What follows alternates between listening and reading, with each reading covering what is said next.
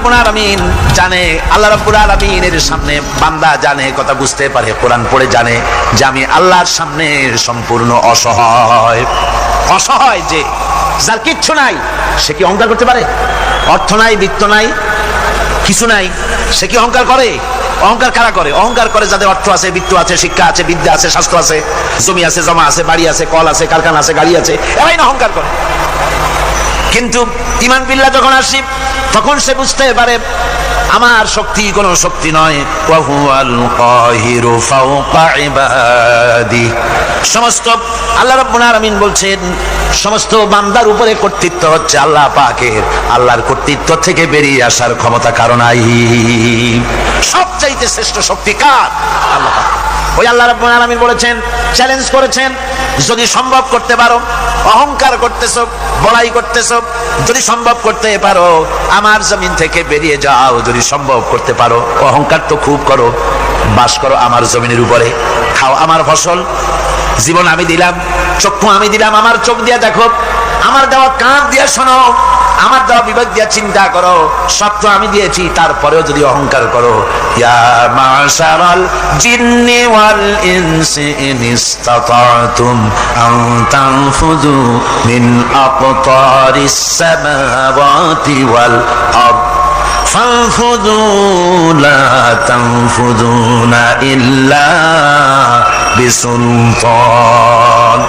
হে পৃথিবীর মানুষেরা, হে পৃথিবীর জিনেরা, ইয়া মাশারাল জিন ওয়াল ইনস, হে পৃথিবীর মানুষ, মনুষ্য জাতি এবং জিন, যদি সম্ভব করতে পারো তাহলে আমার ইহাতা থেকে, আমার জমিন থেকে, আমার জমিনের উপর থেকে বেরিয়ে যাও। এমন দেশে যাও যেখানে আমার সূর্য নাই, যেখানে আমার চন্দ্র নাই, যেখানে আমার আলো নাই, যেখানে আমার বাতাস নাই, অক্সিজেন নাই, আমার পানি নাই, এমন কোন জায়গা যদি পাও বেরিয়ে চলে যাও। যাওয়া যাবে? আর যারা জবাব দিলেন না তারা পারবেন বুঝি? যাওয়া যাবে? আল্লাহ পাক বলছেন ফানফুযু লা তানফুযুনা ইল্লা বিসুলতান। আমার রাজত্ব থেকে, আমার ইহাতা থেকে, আমার পরিমণ্ডল থেকে, আমার কর্তৃত্ব থেকে বেরিয়ে যাওয়ার কোনো পথ নাই। কেউ বেরিয়ে যেতে পারবে না। আকাশ দিয়ে, জমিন দিয়ে পরিবেষ্টন করে রেখেছি, পালাবার উপায় নাই, ভাগবার জায়গা নাই। এই কথা মুমিন যখন পড়ে আস্তে করে মাথা নিচু হয়ে আসে, আমি কত দুর্বল আমার মহান আল্লাহর সামনে। সুবহানাল্লাহ।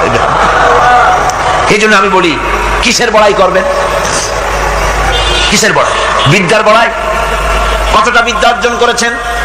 কতটুকু শিখেছেন?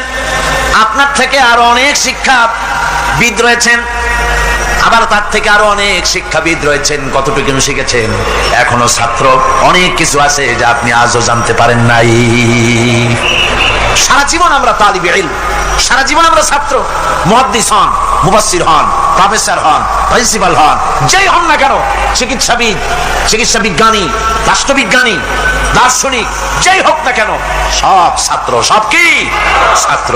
বহু কিছু এমন আছে যা আজও মানুষ উদ্ধার করতে পারে নাই, শিখতে পারেনি। সুতরাং শিক্ষার বড়াই করো। এরপরে অর্থের বড়াই করবা। কয়টা টাকার মালিক হয়েছে তুমি? টাকার বড়াই করে মানুষ।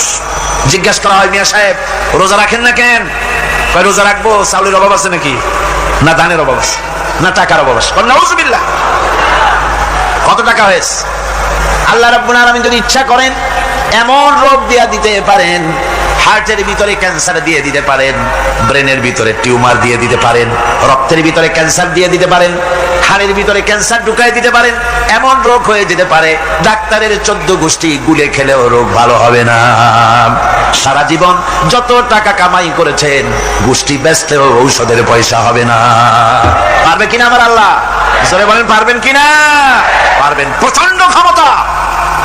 কাজী বান্দা যখন এগুলি পড়ে মাথাটা নিচু হয়ে আসে যে ক্ষমতা তো তার, বড়াই করার কোনো উপায় নাই। আমরা কিতাবের মধ্যে পড়েছিলাম, সেই আল মুস্তাতরফ একটা কিতাব ছিল, আলেমে পড়ানো হতো। মৌলানা শামসুদ্দিন সাহেব পড়েছেন নিশ্চয়ই? জি, ওলামারা পড়েছে। সেই কিতাবে আলেম ক্লাসে পড়ানো হতো তখন আমাদেরকে একটা আরবি সাহিত্য। ওই আরবি সাহিত্যের ভিতরে পড়েছিলাম, সেখানে এক জমিদার বিবাহ করছে, তারপরে তার নবপরিণীতা স্ত্রীকে নিয়ে খেতে বসেছে। এমন সময় এক ভিক্ষুক এসেছে।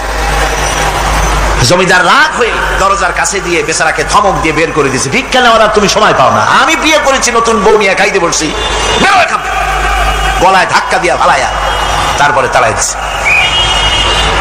বাস কয়েক বছর পর এই জমিদারের জমিদারি গেল, টাকা গেল, পয়সা গেল, সব শেষ। বউ পুষবে এমন পয়সাও নাই, বউ তার থেকে বিচ্ছিন্ন হয়ে গেল, বউকে তালাক দিয়ে দিল। দীর্ঘদিন পর এই স্ত্রী বিবাহের একটা প্রস্তাব এলো আর এক জমিদারের সাথে, আর এক এলাকার নতুন এক জমিদার হয়েছে, তার সঙ্গে বিবাহের প্রস্তাব এলো।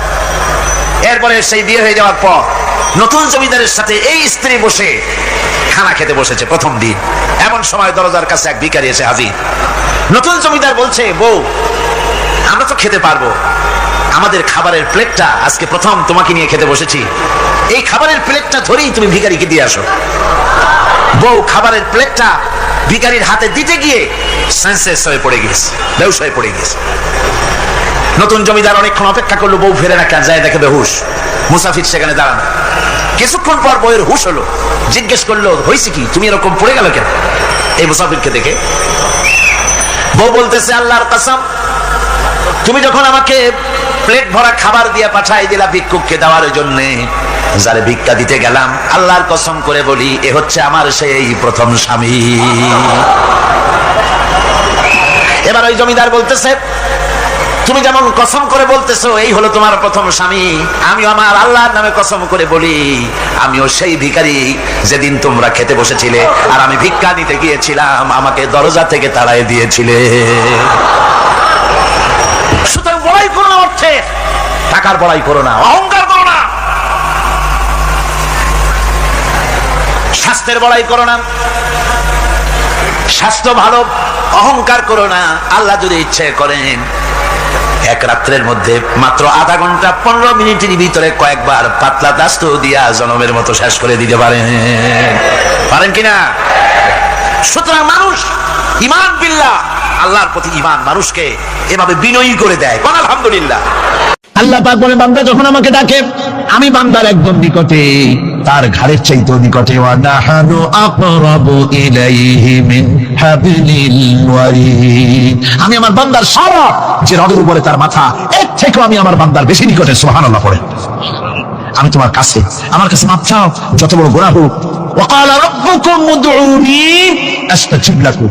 তোমার প্রভু তোমাকে ডেকে বলেছে, আমাকে ডাকো, আমি মাফ করে দেব। সুবহানাল্লাহ। কত বড় কথা, আমাকে ডাকো, নিরাশ হয়েও না, হতাশ হয়েও না। আল্লাহর গজব বেশি না রহমত বেশি? আল্লাহর রহমত বেশি। হাদিসে কুদসির ভিতরে এসেছে, আল্লাহ পাক বলেছেন, কোন বান্দা যদি আমার দিকে এক বিগত অগ্রসর হয়, আমার রহমত তার দিকে এক হাত এগিয়ে যায়। কোন বান্দা যদি আমার দিকে হেঁটে আসে, আমার রহমত তার দিকে দৌড়ে যায়। বান্দা যখন আল্লাহর দরবারে দুহাত উঁচু করে চোখের পানি ফেলে দেয়, মুসলিম শরীফের হাদিসের ভিতরে এসেছে, গভীর রাতের তৃতীয় অংশে আল্লাহ রাব্বুল আলামিন প্রথম আকাশে আসেন আর ডেকে বলেন, পৃথিবীতে আছো নাকি কেউ গুনাহ করে জীবন বরবাদ করে দিয়েছো, আমার কাছে মাফ চাও। ঋণগ্রস্ত আছো, অসুস্থ আছো, অপমানিত আছো, কে আছো মাজলুম, আমাকে ডাকো, আমার কাছে বলো, আমি ডাকের সাড়া দেব, জীবনের আশা পূরণ করে দেব। ওই সময় যেই সমস্ত লোকেরা কাঁদে তাহাজ্জুদের নামাজ পড়ে, আল্লাহ জিজ্ঞেস করেন ফেরেশতারা, অমুক অমুক দেশ অমুক অমুক বান্দারা কাঁদে কেন? ফেরেশতারা বলে, রব্বুল আলামিন তুমি তো ভালো করে জানো। আল্লাহ বলেন, জানি, তবুও তোমাদের মুখে শুনতে চাই। তারা বলে, রব্বুল আলামিন তোমার এই বান্দা গুনাহ করেছে, গুনার জন্য মাফ চায়, জাহান্নাম থেকে বাঁচতে চায়। আল্লাহ পাক বলেন, ফেরেশতারা আমার এই বান্দারা আমারে দেখেছে নাকি? বলে, দেখে নাই। বলে, আমার দোজখ দেখেছে নাকি? বলে, না, তাও দেখে নাই। আমার বেহেশত দেখেছে নাকি? বলে, না, তাও দেখে নাই।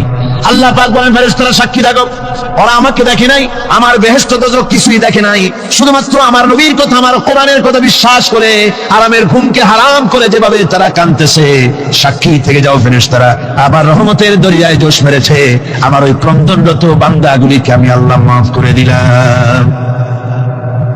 সুতরাং মুমিন বান্দা যারা, আল্লাহর মুমিন বান্দা যারা, এই ঈমানের কোয়ালিটি, এটাও হতাশায় নিরাশায় ভেঙে পড়বে না।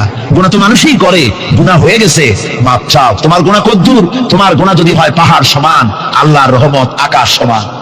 জাহান্নামের কঠিন শাস্তি থেকে বাঁচতে হলে আল্লাহর প্রতি ঈমান আনতে হবে। আর ঈমান আনলে যে কোয়ালিটিগুলি হওয়া উচিত, সেগুলি আমি আপনাদের সামনে আলোচনা করছি। এরপর আরেকটি কোয়ালিটি হবে মুমিনের, তা হলো কঠোর কঠিন বিপদে অবিচল থাকবে, বিপদে ভেঙে পড়বে না। বিপদ আপদ শত্রুতা ক্ষয় ক্ষতি যা কিছু হয় সবই আল্লাহর পক্ষ থেকে, এটা মেনে নিতে হবে এবং ধৈর্য ধারণ করতে হবে। বিপদ মুসিবত শুধু উম্মতের জন্য নয়, দুনিয়ার সমস্ত নবীদের বিপদ এসেছে, হয় নাই? নবীদের বিপদ আসে নাই? কোরআনে কারীম থেকে শুনুন, আল্লাহ রাব্বুল আলামিন বলেন, ওয়া কাযালিকা জাআলনা লিকুল্লি নাবিয়্যিন আদুওয়াম মিনাল মুজরিমিন। আল্লাহ পাক বলেন, এমনি করে আমি সকল নবীদের শত্রু বানিয়ে দিয়েছি, সব পাপিষ্ঠ আর অপরাধ প্রবণ লোকদেরকে। প্রত্যেক যুগে নবীদের শত্রু ছিল, প্রত্যেক যুগে নবীদের কি ছিল? শত্রু ছিল। সে শত্রু কারা ছিল? আল্লাহ পাক বলছেন নবীদের শত্রু ছিল পাপিষ্ঠ আর অপরাধ প্রবণ লোক, এরাই ছিল নবীদের দুশমন। রাসূলগণের অবস্থা যদি এই হয়, তাহলে তার উম্মত, ওই দিনের ধারক বাহক যারা, তাদের বুঝি বিপদ আপদ হবে না নাকি? হবে কিনা? তো ইসলামের বিরোধিতা যারা করে, কোরআনের পরিভাষায় বলা হয়েছে ইসলামের দুশমন, নবীদের দুশমন। দুনিয়ার সব পাপিষ্ঠ আর অপরাধ প্রবণ লোকেরাই ইসলামের দুশমন হয়, নবীদের দুশমন হয়। আজও দেখেন, আজও তাকিয়ে দেখেন, ইসলামী আন্দোলনের বিরোধিতা যারা করে তারা পাপিষ্ঠ চরিত্রের কিনা তাকায় দেখেন, খুঁজে দেখেন, সর্বত্র খুঁজে দেখুন, খুঁজে দেখুন। যারা ইসলামী আন্দোলনের বিরোধিতা করে, যারা ইসলামকে মিটিয়ে দেওয়ার চেষ্টা করতেছে, যারা ইসলামকে মৌলবাদ বলে, ইসলামকে সাম্প্রদায়িক বলে, কোরআনে কারীমের কথা কত স্পষ্ট যে নবীদের দুশমন হয়, ইসলামের দুশমন হয় মুজরিম লোকেরা, অপরাধ প্রবণ আর পাপিষ্ঠ লোকেরা। আজও আমরা দেখতে পাই এই শ্রেণীর লোকেরা পাপিষ্ঠ এবং সবচাইতে সমাজের নিকৃষ্ট ধরনের চরিত্রহীন লোক। নামাজ নাই, আপনি খুঁজে দেখেন ইসলামী আন্দোলনের বিরোধিতা যারা করছে, যারা নেতৃত্ব দিচ্ছে, নামাজ নাই, রোজা নাই, চরিত্র নাই, হজ নাই, যাকাত নাই, মদ, জুয়া, জেনা, ব্যভিচার ইত্যাদিতে লিপ্ত। চেহারা দেখলে ছেলেপেলেরা 2 গ্লাস পানি খায়, ভস্য যায়। কথা ঠিক কিনা কয়? এই হলো অবস্থা। মারে কেন? মুমিনদেরকে, পয়গম্বরদেরকে, সাহাবীদেরকে এবং ঈমানদারদেরকে মারে কেন? তার কারণ হচ্ছে আল্লাহ রাব্বুল আলামিন বলেছেন, ওয়া মা নাকামু মিনহুম ইল্লা আইয়ুমিনু বিল্লাহিল আজিজিল হামিদ। কাফিররা ঈমানদার লোকদেরকে অন্য কোন অপরাধী নির্যাতন চালায় না, নির্যাতন চালায় শুধু এই কারণে যেহেতু মুমিন লোকেরা পরাক্রমশালী, আল্লাহ রাব্বুল আলামিনের দ্বীনকে কায়েম করতে চায়, তার উপরে ঈমান এনেছে, এই কারণেই তারা মারে। ঠিক কিনা কয়? যুগে যুগে নবীদের উপরে, সাহাবীদের উপরে যে অত্যাচার হয়েছে, সেই অত্যাচার এই কারণেই হয়েছে, অন্য কোনো কারণে নয়। এই কঠিন বিপদে অবিচলতা এবং ধৈর্যের দৃষ্টান্ত নবীগণ পেশ করেছেন পৃথিবীর বুকে। আমরা দেখেছি ইব্রাহিম আলাইহিস সালামকে আগুনে ফেলানো হয়েছে, আছে না কোরআন শরীফে? আমি কিন্তু গল্প করতেছি না, সব কোরআনের কথা। কিসের কথা? ইব্রাহিম আলাইহিস সালামকে আগুনে ফেলানো হচ্ছে। অপরাধ কি? অপরাধ হচ্ছে হযরত ইব্রাহিম আলাইহিস সালাম দাওয়াত দিয়েছেন লা ইলাহা ইল্লাল্লাহ। জোরে পড়েন, লা ইলাহা ইল্লাল্লাহ, লা ইলাহা, লা ইলাহা ইল্লাল্লাহ মুহাম্মাদুর রাসূলুল্লাহ। হযরত ইব্রাহিম আলাইহিস সালাম দ্বীনের দাওয়াত দিয়েছেন, এক আল্লাহর দাওয়াত দিয়েছেন, ঈমানের দাওয়াত দিয়েছেন। আর কোন অপরাধ ছিল না। নমরুদ সহ্য করতে পারলো না। কোরআনে কারীমের মধ্যে সব কথাগুলি আল্লাহ পাক এই জন্য বিধৃত করেছেন, এই জন্য কোরআনে কারীমের মধ্যে সব কথা উঠায় দিয়েছেন, যাতে করে মুমিনেরা বিপদ আসলে পরে যেন ঘাবড়ে না যায়। ইব্রাহিম আলাইহিস সালামকে আগুনে ফেলানো হচ্ছে। ফেরেশতা বলছে, ইব্রাহিম তোমারে আগুনে ফেলায় দেওয়া হতেছে, আমার কাছে সাহায্য চাও, আমার কাছে ক্ষমতা আছে, আগুনগুলো উঠায় নমরুদের বংশ জ্বালিয়ে দেব। হযরত ইব্রাহিম ফেরেশতার কাছে সাহায্য চাইছিলেন নাকি? তিনি বললেন, ফেরেশতা তোমার কাছে সাহায্য কেন চাইব? আমি তো এমন কোন অন্ধ আল্লাহর ইবাদত করি না যেই অন্ধ স্রষ্টা তার গোলামের দুঃখ দুর্দশা না দেখেন। আমি তোমার কাছে সাহায্য চাইব না। হযরত ইব্রাহিম আলাইহিস সালাম পাশ করলেন। কি বলেন, পাশ করছেন না? ঈমানের পরীক্ষায় পাশ। আগুনের মধ্যে হযরত ইব্রাহিমকে যখন ফেলানো হচ্ছে, রব্বুল আলামিন আগুনের প্রতি নির্দেশ করে দিলেন, ইয়া নারু কুনি বারদাও ওয়া সালামান আলা ইব্রাহিম। আগুন আমার ইব্রাহিমের জন্য শান্তিদায়ক, ঠান্ডা হয়ে যা। এখন কি আর আগুনের বাপের ক্ষমতা আছে ইব্রাহিমকে পোড়ানো? আর ক্ষমতা নাই। আমার বন্ধুগণ, ইব্রাহিম আগুনের ভিতরে আরামে বসে আছেন, আর ওদিকে নমরুদ বসে বসে দেখতেছে দূর থেকে ইব্রাহিম তো জ্বলে না, গায়ের মধ্যে আগুন জ্বলে গেল। ডাক দিয়া কয়, আগুন তোর হলো কি? কেন জ্বালাইতে পারিস না আমার দুশমন রে? হলোটা কি তোর? তোর কি জ্বালানোর শক্তি বন্ধ হয়ে গেল নাকি? আগুনের ভিতর থেকে জবাব এলো, নমরুদ রে, আমার ভিতরে জ্বালানোর শক্তি আছে কি নাই যদি প্রমাণ করতে চাও, টেস্ট করতে চাও, তুই নিজে আয়, তোরে শুদ্ধ তামাম দুনিয়া জ্বালাই দিতে পারি, ইব্রাহিমের এক গাছা পশম জ্বালাই দিতে পারি না। তার কারণ হচ্ছে আমি হচ্ছি মাখলুক, আল্লাহ হচ্ছেন খালিক। আল্লাহ আমাকে বলেছেন না জ্বালাতে, তুমি 1000 বার বললেও আমি ইব্রাহিমকে জ্বালাইতে পারবো না। কোরআনে কারিমে ঘটনা বলে মুমিনদেরকে সাহস দেওয়া হচ্ছে, মুমিনেরা দ্বীনের কাজ করতে গিয়ে বিপদ আবাজ আসবে, ইমানের দাবি হলো বিপদ আসবে, আর বিপদ আসলে ঘাবড়ায় যেও না, মুসিবতে পড়ে চিন্তায় পেরেশানে হয়রান হয়ে যেও না। বিশ্বকবি আল্লামা ইকবাল কি সুন্দর করে বলেছেন, আজ ভি হো জু বিরাহিম কা ইমা पैदा आग कर सकती है एक अंदाज गुलिस्तां पैदा। ইব্রাহিমের ঈমান যদি আজিও কোথাও হয় বিদ্যমান, করতে পারেন অগ্নিকুণ্ডে খুবসুরত এক গুলিস্তান। আজও যদি আগুনের ভিতরে কোন নমরুদ কোন ইব্রাহিমকে যদি ফেলে দেয়, আল্লাহ রাব্বুল আলামিন আজও আগুনকে ফুলের বাগান বানায়া দিবেন। সুবহানাল্লাহ। ভয় পাওয়ার কারণ নাই, চিন্তা করার কোনো কারণ নাই। আমার বন্ধুগণ, হযরতে হুদ আলাইহিস সালামকে যখন সমাজের লোকেরা, রাষ্ট্রের লোকেরা ঘিরে ফেলে দিল, সমাজ শক্তি, রাষ্ট্র শক্তি যখন তাকে ঘিরে ফেলে দিল, ষড়যন্ত্রের পাহাড় তুলে দিল, তারে মেরে ফেলে দিবে, হযরত হুদ দেশ থেকে তা পালায় গেলেন না, ভয় পেলেন না। হযরতে হুদ আলাইহিস সালাম বললেন, কোরআনে কারীমে হযরত হুদের কথা কোট করা হলো, ফাকিদুনি জামিআন সুম্মা লা তুনজিরুন। সম্মিলিতভাবে ষড়যন্ত্র করো আমার বিরুদ্ধে, সবাই মিলে ষড়যন্ত্র করো, সুম্মা লা তুনজিরুন, আর আমাকে এতটুকু অবকাশ তোমরা দিও না।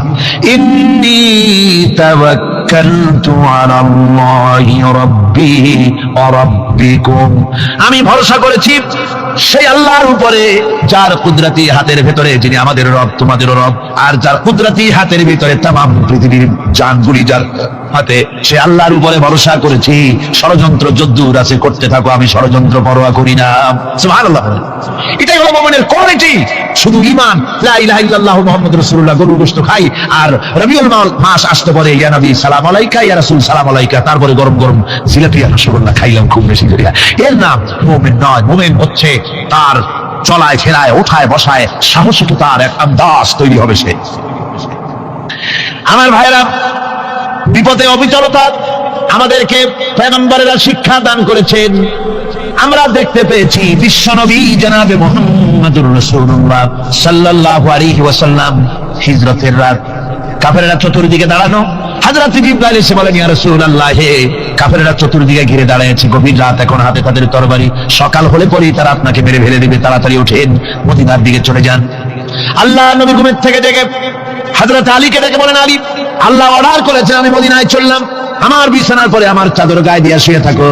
হযরত আলী বলেন, আল্লাহর হাবিব, আপনার চাদর গায়ে দিয়ে ঘুমিয়ে থাকবো, সকালবেলায় কাফির বেঈমানেরা আপনার বিছানার পরে আপনার চাদর গায়ে দেওয়া অবস্থায় আমি আলীকে তারা মুহাম্মদ মনে করবে, আর আমি আলীকে নবী মনে করে তারা তাদের তরবারি দিয়া কেটে কেটে টুকরা টুকরা করে আমারে বিদায় করে দেবে দুনিয়া থেকে। এতটুকু পরোয়া করি না, বরং আমার দিলের মধ্যে এটাই তৃপ্তি থাকবে যে আমি আলীর জীবনের বিনিময় আল্লাহর হাবিব দুনিয়ায় বেঁচে আছেন। যে ব্যক্তি বিদ্রোহ করেছে এবং দুনিয়ার জীবনকে অগ্রাধিকার দিয়েছে, তার জায়গা হচ্ছে জাহান্নাম। জোরে বলেন নাউজুবিল্লাহ। যে ব্যক্তি আল্লাহর সঙ্গে বিদ্রোহ করেছে আর পরকালের জন্য পাথর জোগাড় করে নাই, দুনিয়াকে অগ্রাধিকার দিল, পরকালকে ভুলে গেল, তার জায়গা হলো জাহান্নাম। وَأَمَّا مَنْ خَافَ مَقَامَ رَبِّهِ وَنَهَى النَّفْسَ عَنِ الْهَوَى فَإِنَّ الْجَنَّةَ هِيَ الْمَأْوَى। আর যে ব্যক্তি আপন প্রভুর সামনে উপস্থিত হকে ভয় করেছে এবং আপন প্রবৃত্তিকে লালসা মুক্ত করেছে, লালসার হাত থেকে রক্ষা করেছে, আল্লাহ রাব্বুল আলামিন কিয়ামতের দিন তার জন্য রেখে দিয়েছেন জান্নাত। তার জন্য কোন জায়গা? জান্নাত। আমাদেরকে পরকাল ভিত্তিক জীবন যাপন যদি করি, তাহলে কবরের জবাবগুলি খুব আসান হবে। আর যদি পরকাল ভিত্তিক জীবন যাপন না হয়, কবরটা মুসিবত হয়ে যাবে। হযরত ওসমান রাদিয়াল্লাহু তাআলা আনহু কবরের কাছে গিয়ে খুব কাঁদতেন। সাহাবায়ে কেরাম প্রশ্ন করেছেন, হুজুর, রাসূল করিম সাল্লাল্লাহু আলাইহি ওয়াসাল্লাম যখন জান্নাত ও জাহান্নামের ওয়াজ করেন, কখনো তো এত বেশি আপনি কাঁদেন না, যত বেশি কাঁদেন কবরের কাছে এসে, কারণ কি? হযরত ওসমান রাদিয়াল্লাহু তাআলা আনহু বলতেন, আমার সাথীরা, আমি আমার হাবিবের কাছে, আল্লাহ রাব্বুল আলামিনের রাসূলের কাছে আমি শুনেছি এই কবরটাই হলো প্রথম স্টেশন, এই কবরটাই হলো প্রথম ইমিগ্রেশন কাউন্টার। এই জায়গায় যদি কেউ যদি ধরা পড়ে যায়, কারো যদি চার্জশিট হয়ে যায়, সব জায়গায় ধরা পড়ে যাবে, হাসরে মিজানে সিরাতে কোনো জায়গায় নাজাত পাবে না। আর এই কবরটা যদি কেউ মুক্তি পেয়ে যায়, মিজান সিরাত হাসর সব জায়গা থেকে আল্লাহ তারে ভালোভাবে পার করে দিবেন। এটা হলো আসল জায়গা, মারাত্মক জায়গা, খুব মারাত্মক জায়গা। আমি এটাকে ইমিগ্রেশন কাউন্টার বলেছি আমার ভাষায়। ইমিগ্রেশন কাউন্টার যারা বিদেশ ভ্রমণ করেছেন তারা জানেন। লন্ডন যাবেন, আমেরিকা যাবেন, সৌদি আরব যাবেন, যে কোনো বিদেশে যাবেন, গেলেই পাসপোর্ট তারা দেখবে। পাসপোর্টে আপনার ন্যাশনালিটি কোনটা সেটাই তারা জানতে চাইবে। আপনি কোন দল করেন এটা তারা জানতে চাইবে না। আপনি কোন ভাষায় কথা বলেন তাও তাদের জানার দরকার নেই। প্রথমেই তারা আপনার ন্যাশনালিটি দেখবে, আপনার আইডেন্টিটি কি তারা জানতে চাইবে। তারপরে যদি স্যাটিসফ্যাক্টরি হয়, আপনাকে ভিসা দিয়ে ভেতরে ঢোকবার ব্যবস্থা করে দেবে। আর যদি তারা স্যাটিসফাইড না হয়, তাহলে আপনাকে মেহমানখানায় ঢুকানো হবে গ্রেফতার করে। কবর হচ্ছে এ ধরনের একটি ইমিগ্রেশন কাউন্টার। কবরের ভিতরে মানুষ যখনই রাখা হবে, সঙ্গে সঙ্গে দুজন ফেরেশতা আসবে। কবরের কাছে যারা এসেছিল, দাফন হয়ে যাওয়ার পর এই লোকগুলি 40 কদম যেতে যতক্ষণ লাগে, এর মধ্যেই দুজন ফেরেশতা এসে যাবে। এসে জিজ্ঞেস করবে, মান রব্বুকা, তুমি কোন দল করতে? ওটা তাদের জানার দরকার নেই। চাকরি কিসে করতেন ওটা জানার দরকার নেই। ব্যবসা করতেন না চাকরি করতেন প্রয়োজন নেই। প্রথমেই জিজ্ঞাসা করা হবে ন্যাশনালিটি, প্রথমেই জিজ্ঞাসা করা হবে তার ন্যাশনালিটি সম্পর্কে, তার আইডেন্টিটিটা কি, এবং সেটাকে সত্যায়িত করার জন্য, বোঝার জন্য 3টি প্রশ্ন। প্রথম প্রশ্ন, মান রব্বুকা ওয়া মা দীনুকা ওয়া মান নাবিয়্যুকা, তোমার রব কে, তোমার দ্বীন কি, তোমার নবী কে। যদি এই ব্যক্তি বেঈমান হয়, মুনাফিক হয়, সে বলবে হায় হাতা লা আদরি, হায় হাতা লা আদরি, জানি না আমার রব কে, আমি জানি না। তোমার দিন কি, দিন কারে কয় বুঝি না। এরপরে আল্লাহর নবী জনাবে মুহাম্মদ রাসূলুল্লাহ সাল্লাল্লাহু আলাইহি ওয়াসাল্লাম কি দেখানো হবে, বলা হবে মা কুনতা তাকুলু ফি হাদার রাজুল, এই ব্যক্তি সম্পর্কে তোমার ধারণা কি নিকে, বলবে আমি চিনি না। নাউযুবিল্লাহ। বাস, এরপরে তার যা হবার তাই শুরু হয়ে যাবে। আর যদি বান্দাটা মুমিন হয়, প্রশ্ন করা হবে মান রব্বুকা, জবাব দেবে রব্বি আল্লাহ, আমার রব আল্লাহ রাব্বুল আলামিন। ওয়া মা দীনুকা, দীনুনা ইসলাম, আমার দিন হচ্ছে ইসলাম। এরপরে আল্লাহর নবীকে দেখানো হবে। কয়েক রকমের বর্ণনা আছে, কোন বর্ণনায় আছে হুজুরের আকারে দেখানো হবে, অথবা রাসূলকে সরাসরি দেখানো হবে। বলা হবে মা কুনতা তাকুলু ফি হাদার রাজুল, এই লোকটি সম্পর্কে ধারণা কি। মুমিন ব্যক্তি বলবে হাদা নবিয়ুনা মুহাম্মাদুর রাসূলুল্লাহ সাল্লাল্লাহু আলাইহি ওয়াসাল্লাম, ইনি আমার তো সেই নবী মুহাম্মাদুর রাসূলুল্লাহ সাল্লাল্লাহু আলাইহি ওয়াসাল্লাম। আমরা যদি এই রকমের জবাব দিতে পারি, আল্লাহ কবুল করো। সকলে জোরে কোন আমিন। জবাব হয়ে যাওয়ার পর গায়ব থেকে আওয়াজ আসবে, ফাফরিশু বিল জান্নাতি ওয়ালবিসু বিল জান্নাহ, আমার ফেরেশতারা আমার এই বান্দাকে জান্নাতের পোশাক পরায়া দাও, আর কবরটাকে জান্নাতের বিছানা বিছায়া দাও। জান্নাতের পোশাক পরায়া দাও, জান্নাতের বিছানা বিছায়া দাও। ইলা মাদ্দা বাসারিহি, তার চোখের দৃষ্টি যতদূর যায় কবরটা ততটা প্রশস্ত করে দাও। এরপর বেহেশতের পোশাক পরাইয়া, বেহেশতের বিছানা বিছায়া ফেরেশতা বলবে নম কানাউমুল উরুস, ঘুমিয়ে যাও। দুলামিয়া যেমন বাসর সজ্জায় নতুন বউ নিয়ে আরামে ঘুমায়, এরকম আরামে ঘুমায় যাও। ইলা ইয়াউমিল কিয়ামা, কিয়ামত পর্যন্ত ঘুমায় থাকবে, আরামে ঘুমিয়ে থাকবে। এরপরে সিংহায় ফুৎকার হবে, সিংহার ফুৎকারের আওয়াজে তার ঘুম ভেঙে যাবে। বলবে ইয়া ওয়াইলানা মান বা'থানা মিন মারকাদিনা, হায় আফসোস, আমার এত আরামের ঘুম থেকে কে আমাকে জাগ্রত করলো, আমার ঘুমটারে নষ্ট করলো কে। আওয়াজ আসবে হাযা মা ওয়াদার রহমান ওয়া সাদাকাল মুরসালুন, এটা হচ্ছে রহমানের সেই ওয়াদা, আর মুরসালিনরা নবীরা সত্য কথাই বলেছিলেন, সেই কিয়ামত অনুষ্ঠিত হচ্ছে। আমার বন্ধুগণ, সেজন্য এই দুনিয়ার মোহে পড়ে থাকলে পরে দুনিয়ায় যারা অগ্রাধিকার দিবে দুনিয়াকে পরকালের তুলনায়, জবাব দিতে পারবে না কবরের ভিতরে গিয়া। আর যারা পরকালকে অগ্রাধিকার দিবে, দুনিয়ার চাইতে পরকালকে বেশি অগ্রাধিকার দেবে, আর আল্লাহর ভয় কলিজার ভিতরে রাখবে, কবরের জবাব সঠিকভাবে দিতে পারবে, কিয়ামতের দিন আল্লাহ রাব্বুল আলামিন তাদের জন্য জান্নাত দান করবেন। জোরে বলেন আমিন। দুনিয়াটা হচ্ছে দুনিয়া যেখানে আমরা আছি। আমি আগেই বলেছি দুনিয়া হচ্ছে আদনা শব্দ থেকে এর উৎপত্তি হয়েছে। তুচ্ছ, নিকৃষ্ট, এটার দাম নাই, এটার মূল্য নাই।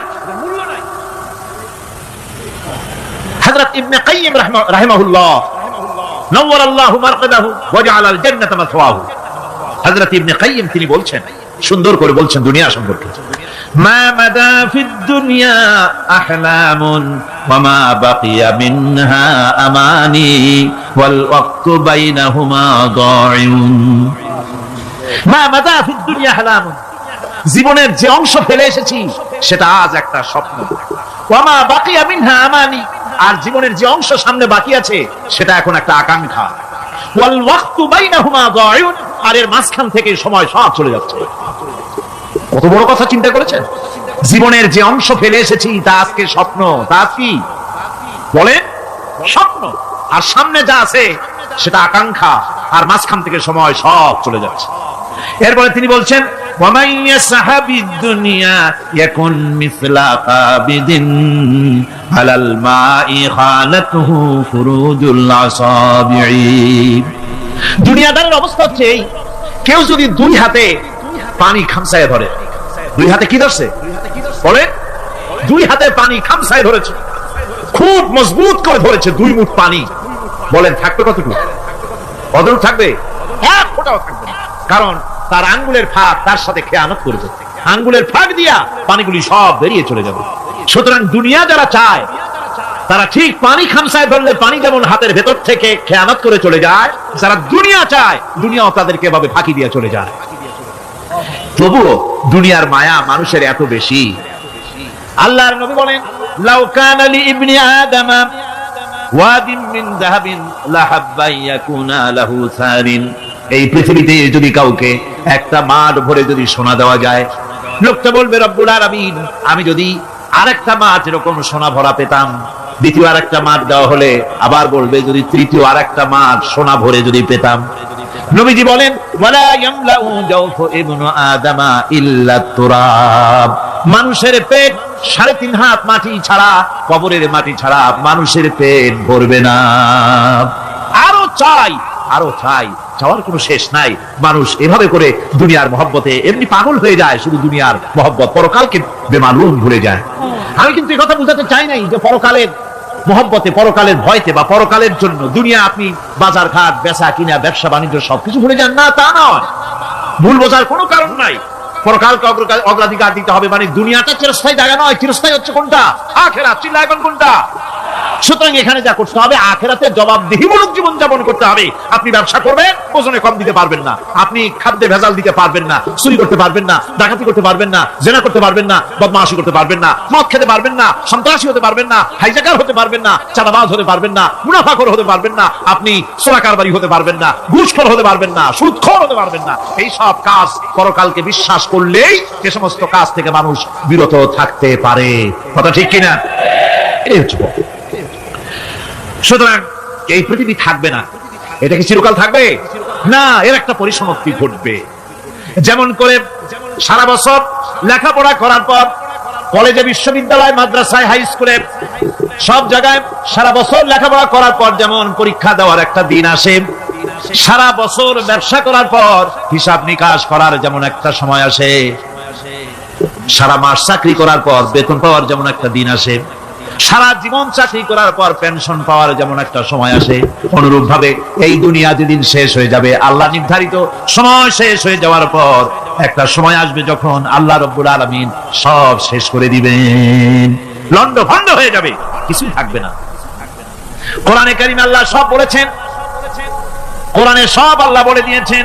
আল্লাহ পাক বলেন এই পৃথিবীর সব কেমন ভাবে ধ্বংস হবে তার চিত্র আল্লাহ পাক কোরআনে কারীমে তুলে ধরেছেন। ইযাস সামাউ ফাতারাত ওয়া ইযাল কাওয়াকিবু তাসারাত ওয়া ইযাল বিহারু ফুজ্জিরাত ওয়া ইযাল কুবুরু বু'সিরাত।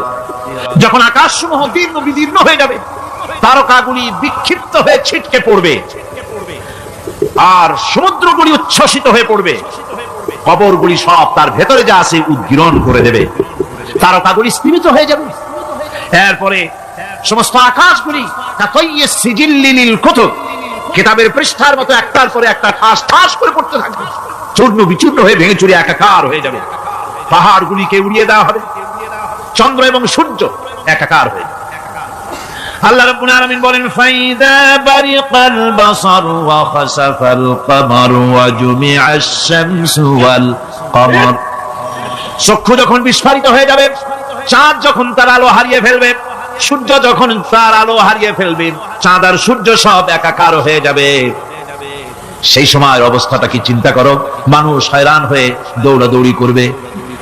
وَحُمِلَتِ الْأَرْضُ وَالْجِبَالُ فَدُكَّتَا دَكَّةً وَاحِدَةً। জমিন এবং পাহাড়গুলির মধ্যে আল্লাহ রাব্বুল আলামিন সংঘর্ষ বাঁধিয়ে দিবেন, পাহাড়গুলি ভেঙে চুরে টুকরা টুকরা হয়ে যাবে, পাহাড়গুলি উঁচু করে জমিনের উপরে আছাড় মেরে আল্লাহ রাব্বুল আলামিন ভেঙে চুরে চুরমার করে দিবেন। সুবহানাল্লাহ।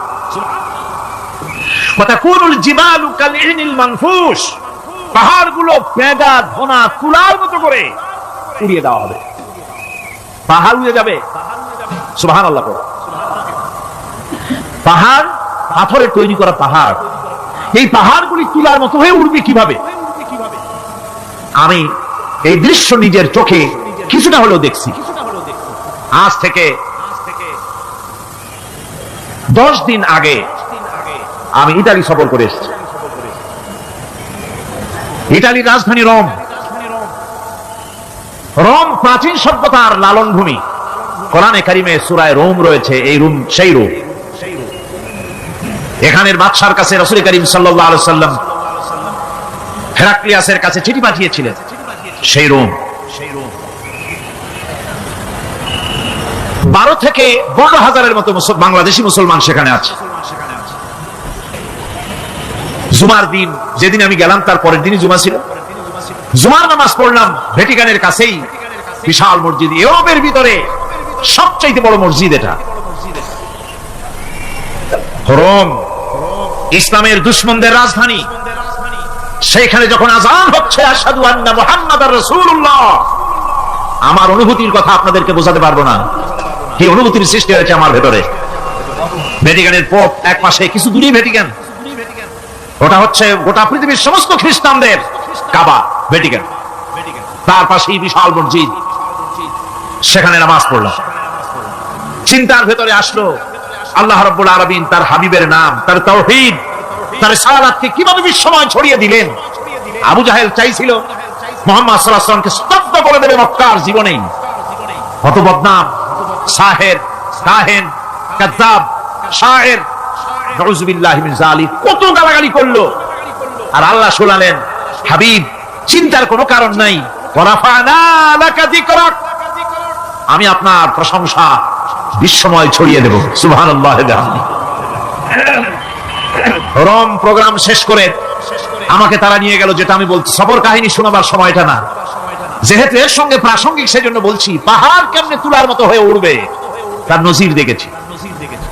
রোম শহর থেকে 300 মাইল দূরে, 300 কিলোমিটার দূরে নেপোলিয়ান বোনাপার্ট তার বাড়ি, এবং ওটা তার নামই একটা প্রভিন্স। ভূমধ্য সাগরের পারে ভিসুভিয়াস, পৃথিবীর সবচেয়ে বড় আগ্নেয়গিরি, সেটা দেখাতে নিয়ে যাওয়া হলো আমাকে। যে পাহাড়টা পৃথিবীর মাটি থেকে তার চূড়া হচ্ছে 3 মাইল উঁচু, এর 2 মাইল গাড়িতে করে ঘুরে ঘুরে যাওয়া যায়, এরপর আর গাড়িতে যাওয়া যায় না, বাকিটুকুন যেতে হবে হেঁটে হেঁটে। পাহাড়ের উপরে অক্সিজেন কম, বেশ কষ্ট হচ্ছিল উঠতে। জীবনে প্রথম পাহাড়ে চড়েছি, জাবালে নূর, রাসূল করিম সাল্লাল্লাহু আলাইহি ওয়াসাল্লামের উপরে যেখানে ওহী হয়েছিল সর্বপ্রথম। পাহাড় চড়ার একটা অভিজ্ঞতা ওখান থেকে আমার কিছুটা হয়েছিল। খুব কষ্ট হলো বাকি 1 মাইল উঠতে। যখন ভিসুভিয়াসের একদম শীর্ষে চলে গেছি, সেখানে গিয়ে আমার সাথে 15-20 জন লোক ছিল। আমি নিজে আল্লাহু আকবার বলে আমার গলা থেকে আওয়াজ বেরিয়ে গেল। আমি দেখতে পেলাম ভিসুভিয়াসের শীর্ষে বিশাল গর্ত। আমার মনে হয় গর্তটা এই মাঠের 1/4 হবে, এই মাঠের 1/4 হবে গর্তটা। সেই গর্তটার গভীরতা হচ্ছে 1.5 কিলোমিটার। এইখান থেকে পাথরগুলি উত্থিত হয়েছে, আগ্নেয়গিরি পাথর আগুনে গলে লাভা হয়ে এগুলি পাহাড় বেয়ে উপচে পড়েছে, চতুর্দিকে 12 মাইল ছড়িয়ে গিয়েছে। আমার মনে পড়লো ওয়াকুদুহান নাস ওয়াল হিজারা, জাহান্নামের আগুনের ইন্ধন হবে মানুষ আর পাথর। আমি সেখানে সেজদায় পড়ে গিয়ে কান্নাম আর বললাম, আল্লাহ জাহান্নামের আগুন হারাম করে দিও আমাদের জন্য। পাথর কিভাবে গললো, গলে পাথরগুলি গলে পুড়ে চতুর্দিকে পড়েছে, আর ছিটকেছে, চতুর্দিকে ছিটকে পড়েছে। সেই পাথরগুলি ছিটকে ছিটকে যেগুলি পুড়ে পড়েছে সেগুলিকে দূরে সাদা রঙের বলে মনে হয়, কোনোটা সাদা কোনোটা কালো, মনে হয় যেন তুলার মতো হয়ে পড়ে আছে চতুর্দিকে। 1944 সনে তৃতীয়বারের মতো ভিসুবিয়ার্সি অগ্নিগিরি যে অগ্নি উৎপাত করে তাতে আশেপাশের 12 মাইল এলাকা এফেক্টেড হয়ে যায়। পাথরগুলি গলে এভাবে বিধ্বস্ত করে দিয়েছে। এখান থেকে এখানে জোহরের নামাজ, আসরের নামাজ আমরা পড়লাম, আল্লাহর কাছে খুব দোয়া করলাম। এখনো ধোঁয়া উঠতেছে, এখনো পাহাড়ের ফাটল দিয়ে ধোঁয়া উঠছে। একজন হাত দিয়ে আমাকে বলল যে খুব গরম লাগে ধোঁয়াগুলি। ওখানকার লোকেরা বলল যে ভেতরে এখনো আগুন আছে, তবে সুপ্ত, যে কোনো মুহূর্তে আবার তা জাগ্রত হতে পারে। আমরা সেখান থেকে নেমে এলাম। একটু কিছু দূর গিয়েই সেখানে হলো পম্পেই শহর। এই পম্পেই শহরটা হচ্ছে ঈসা আলাইহিস সালামের জন্মের 2000 বছর আগে এই শহর তৈরি হয়। ঈসা আলাইহিস সালামের জন্মের 179 বছর পর ভূমিকম্প হয়। সেই ভূমিকম্পে গোটা পম্পেই শহরটা পৃথিবীর মানুষের চোখের আড়াল হয়ে যায়, ধ্বংস হয়ে যায়, মাটির তলায় ভরাট হয়ে যায়। আজ থেকে 200 বছর আগে মাটি খনন করতে গিয়ে এই শহর আবিষ্কৃত হয়। পুরা শহরটা খুঁড়ে তারা বের করেছে। 180 হেক্টর জমিনের উপরে এই বিশাল শহর। ঘুরে ঘুরে দেখলাম, গাড়ি চলে না সেখানে, পায়ে হেঁটে দেখতে হলো। প্রশস্ত রাস্তা। আজ থেকে 4000 বছর আগের মানুষেরা রাস্তা বানাতে জানতো পাথর দিয়ে, এবং রাস্তার দুধারে তাদের ছিল ফুটপাত, পানির ব্যবস্থা, নগরায়নের সব রকমের সুযোগ সুবিধা। তারপরে সেখানে বিচারালয়, এরপরে দোকানপাট, বাজারঘাট, সবকিছুর ব্যবস্থা রয়েছে। বিশাল বিশাল পাথরগুলি দিয়ে পিলার তৈরি করা। ভাবলাম এই পিলারগুলি, এই পাথরগুলি তারা কিভাবে ক্রেন ছাড়া এত উপরে উঠালো কি করে, আমার মাথায় আসলো না। পাথর কেটে কেটে সুন্দর সুন্দর অঙ্কন শিল্প তারা করেছে। এরপরে ঘুরতে ঘুরতে বাদশার রাজার বাড়ি থেকে ঢুকলাম। সেখানে গিয়ে দেখলাম উলঙ্গ এত মূর্তি পাথরের তৈরি করা। পাথর কেটে কেটে দেওয়ালে যৌন মিলনের এমন কোন অশ্লীল ছবি নাই যা তারা সেখানে তৈরি করে না। উলঙ্গ মূর্তি আর উলঙ্গ যৌন মিলনের অসংখ্য ছবি দিয়ে এই এলাকা ভরা। তখন আমি বুঝলাম আল্লাহর গজব হওয়ার কারণটা কি, এই শহরটা মাটির নিচে হরপ হয়ে যাওয়ার কারণটা কি। আল্লাহ পাক জেনা ব্যভিচার যে দেশে বেশি হয় আল্লাহ পাক বরদাস্ত করে দেন। দুশ্চরিত্র যে দেশের মানুষ দুশ্চরিত্র হয়ে যায়, জেনা ব্যভিচার বেশি হতে থাকে, আল্লাহ হরপ করে দেন, গজব দেন। এই গজব এক এক সময় এক এক রকমের হয়ে আসে।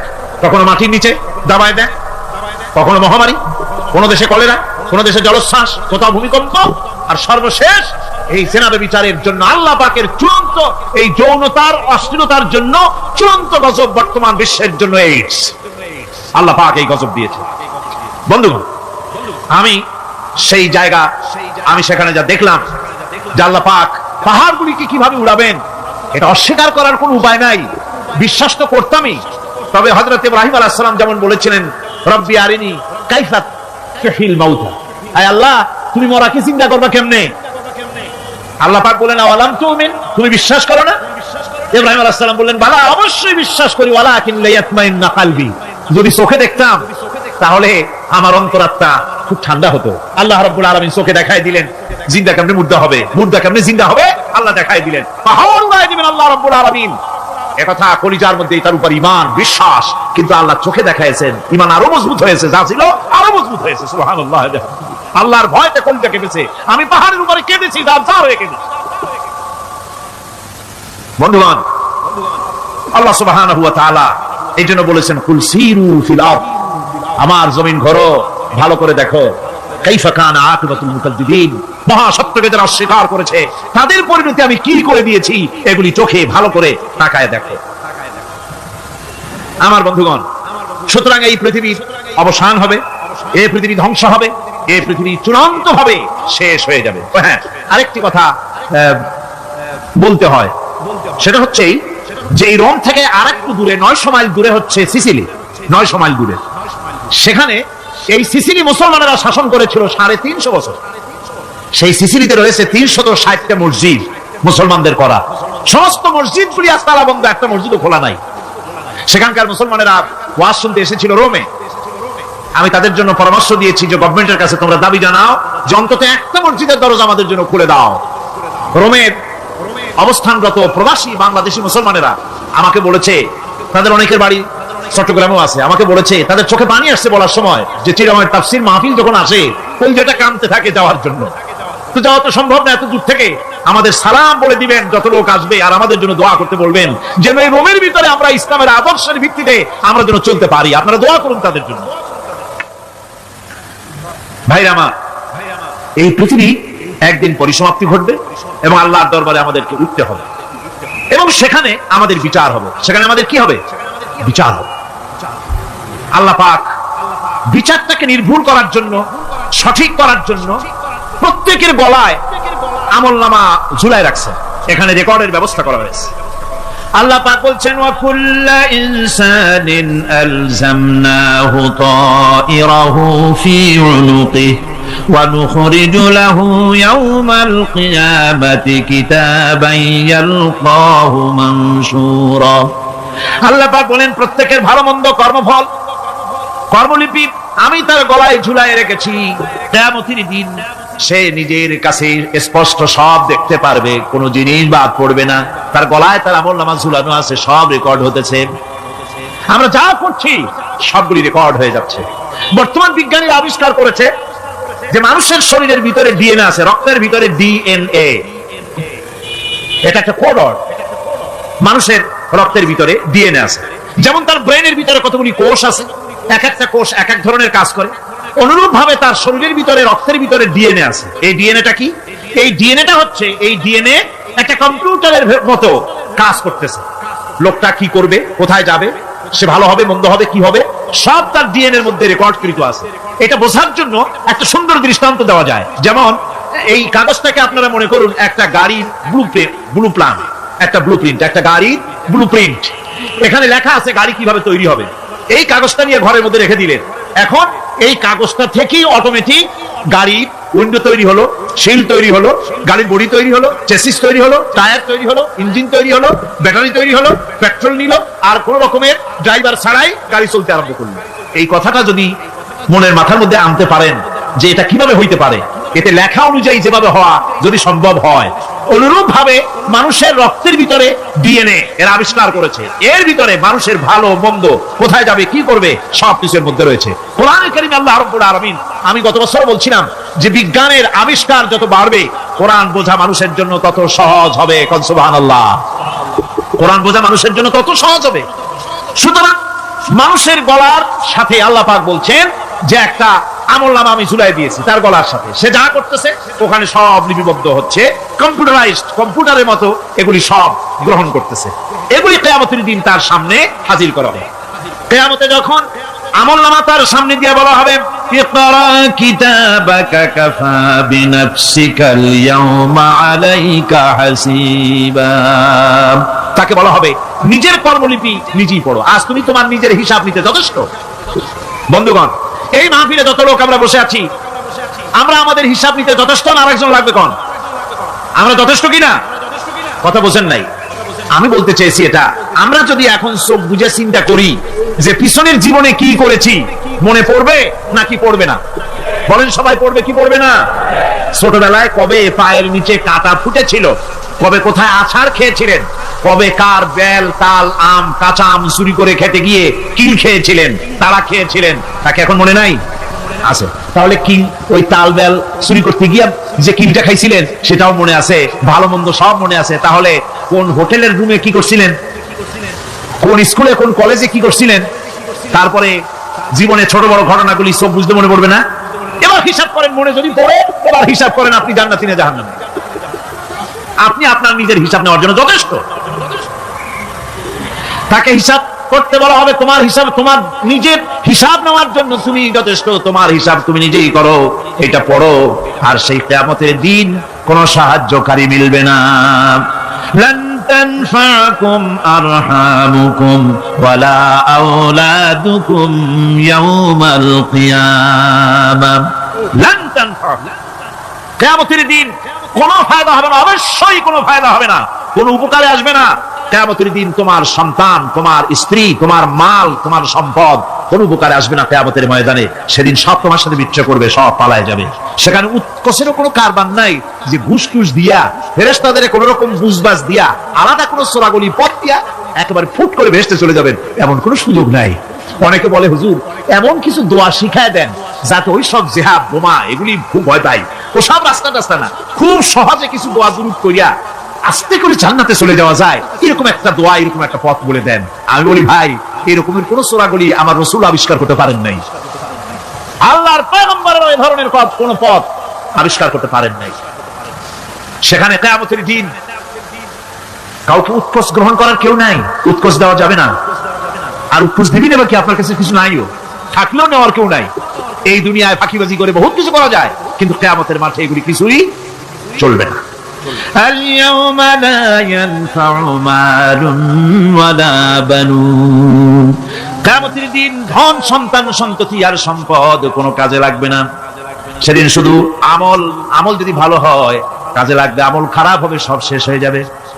আল্লাহ রাব্বুল আলামিন নবীজিকে ডেকে বলেছেন, নবী আপনি বলেন, কুল মা কুনতু বিদআম মিনার রাসূল, আপনি বলুন আমি কোন নতুন রাসূল নই, আমার আগে অনেক নবী রাসূল পৃথিবীতে এসেছেন, তারা বিদায় হয়ে গেছেন। আমি জানি না কিয়ামতের দিন আল্লাহ রাব্বুল আলামিন আমার সাথে কি ব্যবহার করবেন, আর আমি এও জানি না যে কিয়ামতের দিন আল্লাহ পাক তোমাদের সাথে কি ব্যবহার করবেন।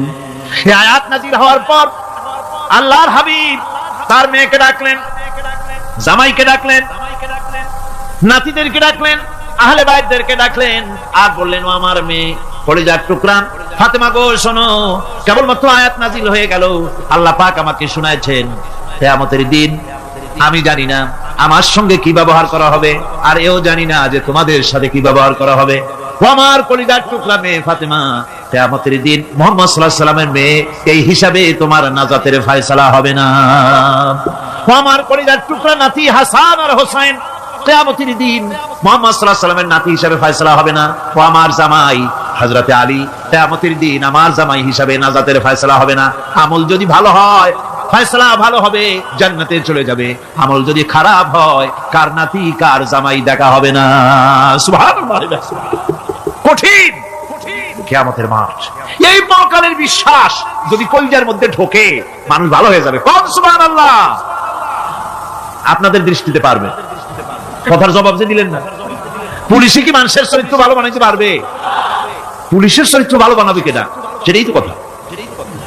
মানুষের চরিত্র যাতে ভালো থাকে, মানুষের জন্য খারাপ কাম না করে সেজন্য পুলিশ, পুলিশ যাতে খারাপ কাম না করে সেজন্য আরো একটা ডিপার্টমেন্ট আছে না, তারা যাতে খারাপ কাজ না করে সেজন্য আর একটা আছে। এন্টি করাপশনের আবার এন্টি করাপশন আছে, তার উপর আবার এন্টি করাপশন আছে, এন্টিটার অভাব নাই। সুতরাং পুলিশ দিয়া, বিডিআর দিয়া, আর্মি দিয়া মানুষের, দেশের, জাতির চরিত্র ভালো বানানো যায় না। রাসূলুল্লাহ এ দিয়া বানান না, এটা ইসলামের নিয়ম নয়। পুলিশ দিয়া, আর্মি দিয়া দেশের মানুষের চরিত্র ভালো বানানো যায় না। চরিত্র ভালো বানানো যায় কেবলমাত্র পরকালের ভয় দিয়া। কি ভয় দিয়া? ওই যে মক্কার জীবনে ওই সমস্ত মানুষগুলি যারা চুরি করতো, ডাকাতি করতো, জিনা করতো, বদমাশি করতো, যারা শয়তানি করতো, যারা মানুষকে খুন করতো, এই মানুষগুলি এত ভালো হয়ে গেল, যারা চুরি ছেড়ে দিল, ডাকাতি ছেড়ে দিল, জিনা ব্যভিচার ছেড়ে দিল, এত ভালো হয়ে গেল, পৃথিবীর মধ্যে সেরা মানুষ তারা হয়ে গেলেন। জোরে বলেন সুবহানাল্লাহ। নবীর সাহাবীরা পৃথিবীর শ্রেষ্ঠ সন্তান, নবীর সাহাবীরা পৃথিবীর সেরা মানুষ, তাদের চাইতে সেরা মানুষ নবীদের পরে আর কেউ হতে পারে না। জোরে কোন সুবহানাল্লাহ। নবীর পরে পৃথিবীতে শ্রেষ্ঠ মানুষ কারা? সাহাবায়ে কেরাম রিদওয়ানুল্লাহি তাআলা আলাইহিম আজমাইন। ওনারা তো কুফরের মধ্যে ছিলেন, শিরকের মধ্যে ছিলেন, চুরি, ডাকাতি, জিনা, ব্যভিচার এমন কোন পাপ নাই যা করা হয়নি। তারপরে যখন আল্লাহর নবীর কাছ থেকে তাওহীদ, রিসালাত ও আখিরাতের দাওয়াত পেলেন, কি সোনার মানুষ এক একজন হয়ে গেলেন। সুবহানাল্লাহ। যারা ছিলেন নারীর সতীত্বের জম, তারা হয়ে গেলেন নারীর সতীত্বের পাহারাদার। যারা মানুষের মাল চুরি করতো, ডাকাতি করতো, তারা রাতভর মানুষের মালের পাহারা দিল, মানুষের রক্তের পাহারা দিল। সুবহানাল্লাহ বিহামদি। রক্ত ও সম্পদের পাহারা দিল। রাসূল বললেন খায়রুল কুরুনি কারনি, সর্বশ্রেষ্ঠ যুগ তো আমার যুগ। বন্ধুগণ, এরপরে একটা জীবন আসবে ওই কিয়ামতের ময়দানে। এই পরকালের বিশ্বাসটা গুরুত্বপূর্ণ ব্যাপার, আমাদের সবকিছুর হিসাব দেওয়া লাগবে। আল্লাহ পাক বলেন ইন্নাস সামআ ওয়াল বাসারা ওয়াল ফুআদা কুল্লু উলাইকা আনহু মাসউলা। নিঃসন্দেহে মানুষের শ্রবণ শক্তি, দর্শন শক্তি এবং তার অন্তঃকরণের কল্পনা সম্পর্কে আল্লাহ রাব্বুল আলামিনের কাছে জিজ্ঞাসিত হতে হবে। কান দিয়া কি করেছিল, চোখ দিয়া কি করেছিল, মুখ দিয়া কি করেছিলে, হাত দিয়ে কি করেছিলে, সবকিছুর জবাব আল্লাহ রাব্বুল আলামিনের কাছে দিতে হবে। সবটার জবাব দিতে হবে, কোনো কিছু বাদ যাবে না। এমনকি মনের ভিতরে যে কল্পনা আমরা করি, এই কল্পনার হিসাব আল্লাহর দরবারে দিতে হবে। কোরআনে কারীম বলছেন ওয়া ইন তুবদু মা ফি আনফুসিকুম আও তুখফুহু ইউহাসিবকুম বিহিল্লাহ। মনের ভিতরে তুমি যেটা কল্পনা করো সেটা প্রকাশ করো, অথবা তুমি গোপন রাখো, যাই তুমি করো না কেন আল্লাহ রাব্বুল আলামিন এর হিসাবও তোমার কাছে নেবেন। ফায়াগফিরু লিমান ইয়াশা ওয়া ইউআযযিবু মান ইয়াশা ওয়াল্লাহু আলা কুল্লি শাইইন কাদির। মহান আল্লাহ পাক বলেন, করার পর তোমার মনের ভিতরে কি কল্পনা করেছিলে ওইটার হিসাব আমি নেব। হিসাব নেওয়ার পর যারে খুশি ক্ষমা করে দেব, যাকে খুশি শাস্তি প্রদান করব। সবকিছুর উপরে আল্লাহ রাব্বুল আলামিন শক্তিমান, সব তিনি করতে পারেন, সমস্ত কুদরত রয়েছে তার। সুতরাং মানুষদেরকে, আল্লাহর বান্দাদেরকে বিশ্বাস করতে হবে যে আমার কোনো কথা বাদ যাবে না, কথাগুলি রেকর্ড হচ্ছে, কথা রেকর্ড হচ্ছে। আমি যে ওয়াজ করতেছি এই কথাগুলি রেকর্ড হচ্ছে নাকি হচ্ছে না? অনেক টেপ রেকর্ডার রেকর্ড হচ্ছে, অডিও ভিডিও হচ্ছে। আজ থেকে 50 বছর পর যদি এই রেকর্ড বাজানো হয়, আমাকে যদি বলা হয় যে আপনি অমুক জায়গায় অমুক কথা বলেছেন, আমি যদি বলি না আমি কথা বলি নাই, তারপরে যদি রেকর্ড বাজানো হয়, তাহলে আমি কথা যে বলি নাই যদি বলি, তাহলে এটা ধরা পড়বে না? সেখানে ধরা পড়বে না? তাহলে এই মানুষের কথা প্লাস্টিকের ফিতায় রেকর্ড করে 50 বছর, 100 বছর, 200 বছর, 500 বছর যদি প্লাস্টিকের ফিতায় এটাকে চলচ্চিত্র করে অথবা টেপ রেকর্ডারে করে যদি ধরে রাখা যায়, এই বুদ্ধিটা কে দিলেন কত দেখি? সবাই কন্যা এই বুদ্ধিটা দিলেন কে? যে আল্লাহ রাব্বুল আলামিন মানুষের মাথায় বুদ্ধি দিলেন, যার দ্বারা সে মানুষের কথাবার্তা অ্যাক্টিভিটি সব ধরে রাখতে পারে। সে আল্লাহ রাব্বুল আলামিন বুঝি আপনার আমার কথা এবং আপনার আমার অ্যাক্টিভিটিস কে তিনি বুঝি ধরে রাখতে পারবেন না কিয়ামত পর্যন্ত? পারবেন কিনা? সেজন্য রাব্বুল আলামিন বলেন মা ইয়ালফিযু মিন কাওলিন ইল্লা লাদাইহি রাকীবুন আতীদ। সমস্ত কথা রেকর্ড হচ্ছে, সুবহানাল্লাহ কোন জোরে! সমস্ত কথা রেকর্ড হচ্ছে, একটা কথাও বাদ যাবে না। মুখ আছে বলেই কথা বলবেন তা না, হিসাব করে কথা বলতে হবে। গীবত গাওয়া যাবে না, মিথ্যা কথা বলা যাবে না, মিথ্যা ওয়াদা করা যাবে না। মিথ্যা ওয়াদার তো মৌসুম এসে গেছে। কি কোন বোঝেন কথা? হ্যাঁ, মিথ্যা ওয়াদা মৌসুম এসে গেছে। এখন মৌসুমে বাহার, মিথ্যা বলার। কত সুন্দর সুন্দর ওয়াদা, সোনা দিয়ে রাস্তা বানায় দেবো। অভুক্ত মানুষদের বলা হয় না খাই মরবেন না, কিন্তু কি খেয়ে মরবে তাও কয়। আমরা যদি যাইতে পারি তাহলে মটকির মতো রসগোল্লা বানাই, গরুর গাড়ির চাকার মতো জিলাপি বানাই, খাইতে গিয়ে হা করে সিট হয়ে থাকে। কত রঙিন রঙিন কথা মিথ্যা ওয়াদার সময়।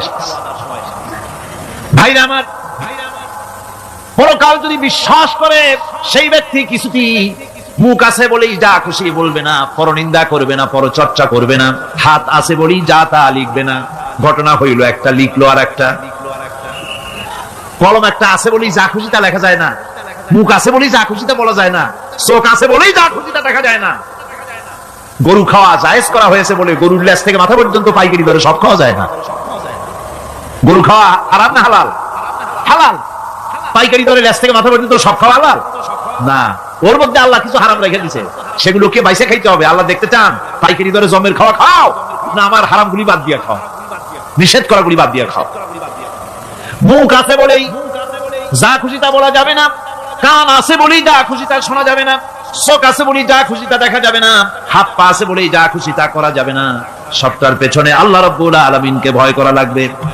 মহান আল্লাহ রাব্বুল আলামিন বলে, বান্দারে তোমার সমস্ত কার্যাবলী এমনকি তোমার চাহনিটা পর্যন্ত কার দিকে কি নিয়তে তাকাইছো কেউ জানে না, আমি আল্লাহ রাব্বুল আলামিন জানি। ويعلم خائنة الأعين وما تخفي الصدور। তোমার অন্তঃকরণ কি জিনিস গোপন করে, আর তোমার চক্ষু কি লুকোচুরি খেলে, আমি টের পাই। সুবহানাল্লাহ বিহামদি। চশমার ফাঁক দিয়া কি দেখো, কানে দেখো, কি নজরে দেখো, সানগ্লাস পরিয়া কেউ ঠিক পায় না, আমি ঠিক পাই। সুবহানাল্লাহ, জোরে কোন সুবহানাল্লাহ। সুতরাং চোখের নজরের হিসাব হবে, হাতের কাজের হিসাব হবে, পায়ের চলার হিসাব হবে, আপনার বলার হিসাব হবে, মুখে যা বলেছেন, যা করেছেন, হাত পাও দিয়ে যা করেছেন, সবকিছুর হিসাব হবে কিয়ামতের দিন। আল্লাহর দরবারে সবকিছু উপস্থিত হবে, কোন জিনিস বাদ পড়বে না। ফামান ইয়ামাল মিসকালা যাররাতিন খায়রান ইয়ারা ওয়া মান ইয়ামাল মিসকালা যাররাতিন শাররান ইয়ারা। ছোট্ট একটা ভালো কাজ যদি করো, তাও হাজির করা হবে, সামান্যতম ভালো কাজও তোমার বাদ পড়বে না। আর ক্ষুদ্রতম কোন খারাপ কাজ করলে তাও উপস্থিত করা হবে, সব তোমার সামনে, কোন জিনিস বাদ পড়বে না, সব দেখতে পাবে কিয়ামতের দিন। ভালো কাজটাও আর খারাপ কাজটাও আল্লাহর কাছে সেদিন আল্লাহ পাক মানুষের সামনে উপস্থিত করে দিবেন। আল্লাহ পাক বলছেন, সেদিন এই জমিন, তার ভিতরে যা লুকায়িত ছিল, জমিন সব বের করে দেবে। কাআন্নাহুম জারাদুম মুনতাশির। টিড্ডি, ফড়িংগুলি, পোকাগুলি মাটির থেকে যেমন বেরোয়, এই মাটির ভিতরে যা আছে কিয়ামতের দিন সব মাটি বের করে দেবে। ইযা যুলজিলাতিল আরদু জিলজালাহা ওয়া আখরাজাতিল আরদু আসকালাহা ওয়া ক্বালাল ইনসানু মা লাহা। এই জমিনকে ঝাঁকি মারা হবে প্রবল এক ঝাঁকুনি, প্রবল এক ঝাঁকুনিতে এই পৃথিবীর মধ্যে যা কিছু আছে সব বেরিয়ে যাবে। সুবহানাল্লাহ, পেতে ইচ্ছা করে না মিয়ারা? এক ঝাঁকুনিতে পৃথিবী সব বের করে দেবে। মানুষ হায়রান হয়ে বলবে, কি হয়েছে, এ মাটির হলোটা কি? আমার বন্ধুগণ, মানুষ হায়রান হয়ে গিয়ে বলবে, মাটির কি হলো? আল্লাহ রাব্বুল আলামিন বলেন, ইয়াউমাইদিন তুহাদ্দিসু আখবারাহা বিআন্না রাব্বাকা আওহালাহা। জমিনের উপরে যা ঘটেছে জমিন তা সব বের করে দেবে, সব প্রকাশ করে দেবে। আর এটা এই জন্য হবে যেহেতু তার রবের হুকুম হয়েছে, তার রব হুকুম করেছে, বের করে দে। জমিনের ভিতরে আছে যা সব বেরিয়ে যাবে, আকাশ ভেঙে পড়বে, পাহাড় উড়ে যাবে, জমিনের ভিতরে যা আছে সব উপরে চলে আসবে। পৃথিবীতে সব শেষ, কিচ্ছু নাই, আকাশ নাই, পাহাড় নাই, সমুদ্র নাই, সব একাকার, চন্দ্র নাই, সূর্য নাই, তারকা নাই, গ্যালাক্সি নাই, মহাশূন্য নাই, সব শেষ। আল্লাহ রাব্বুল আলামিন সমস্ত ফেরেশতাদেরকে শেষ করে দিবেন, সকলের মওত হয়ে যাবে, কেউ আর থাকবে না। এমনকি হযরতে আজরাইল মালাকুল মউত তিনিও থাকবেন না, সব আল্লাহ রাব্বুল আলামিন মৃত্যু করে দিবেন। এরপরে আল্লাহ রাব্বুল আলামিন একা তিনি বলবেন, ইয়া দুনিয়া, ইয়া দুনিয়া আইনা আনহারুকি। এ পৃথিবী, তোর সেই সমুদ্রগুলো কোথায়, নদীগুলি কোথায়? ইয়া দুনিয়া আইনা আশজারুকি। হে দুনিয়া, তোমার গাছগুলি কোথায়? এত বন বনানি, এত গাছ ছিল। ইয়া দুনিয়া আইনা জিবালুকি। হে পৃথিবী, তোর জমিনে যত পাহাড় ছিল, পাহাড়গুলি কই? যত স্বৈরাচার ছিল জমিনের উপরে, যারা স্বৈরাচারী মনোবৃত্তি নিয়ে মানুষ ধ্বংস করেছে, দেশ ধ্বংস করেছে, মায়ের বুক খালি করেছে, ওই স্বৈরাচারগুলি কই? কোনো জবাব নাই। আল্লাহ পাক এর পরে বলবেন, লিমানিল মুলকুল ইয়াউম। কার রাজত্ব? আজকে রাজত্বটা কার? আল্লাহ তিনবার আওয়াজ দিবেন, আজকে রাজত্ব কার? আল্লাহ পাক যখন তিনবার করে ডাক দিবেন, কোনো জবাব নাই, কোনো জবাব নাই। কে জবাব দেবে? আল্লাহ রাব্বুল আলামিনের সামনে কার ক্ষমতা আছে কথা বলার? কেউ তো নাই, সব শেষ। আল্লাহ পাক বলবেন, বিল্লাহিল ওয়াহিদুল কাহ্হার। একমাত্র পরাক্রমশালী আল্লাহ রাব্বুল আলামিনের রাজত্ব আছে। সেই হাসরের মাঠে আমাদের সকলকে উপস্থিত হয়ে যেতে হবে। কেউ আমরা এখান থেকে বাঁচতে পারবো না, সবাইকে উঠতে হবে। অপরাধীরা সেখানে অসহায় হয়ে যাবে, অপরাধীরা অসহায় হয়ে যাবে। আল্লাহ পাক বলেন, فإذا جاءت الصاخة يوم يفر المرء من أخيه وأمه وأبيه وصاحبته وبنيه। অবশেষে যখন কান ফাটানো আওয়াজ আসবে, এই আওয়াজ সেদিন মানুষ নিজের মা বাপ ভাই বোন সব থেকে বিচ্ছিন্ন হয়ে যাবে, সব একের থেকে আরেকজন পালায় যাবে, হারায় যাবে, কেউ কাউকে আর খুঁজে পাবে না। সেদিন ওই কিয়ামতের মাঠে বিভীষিকাময় দৃশ্য, মানুষ হয়রান হয়ে যাবে।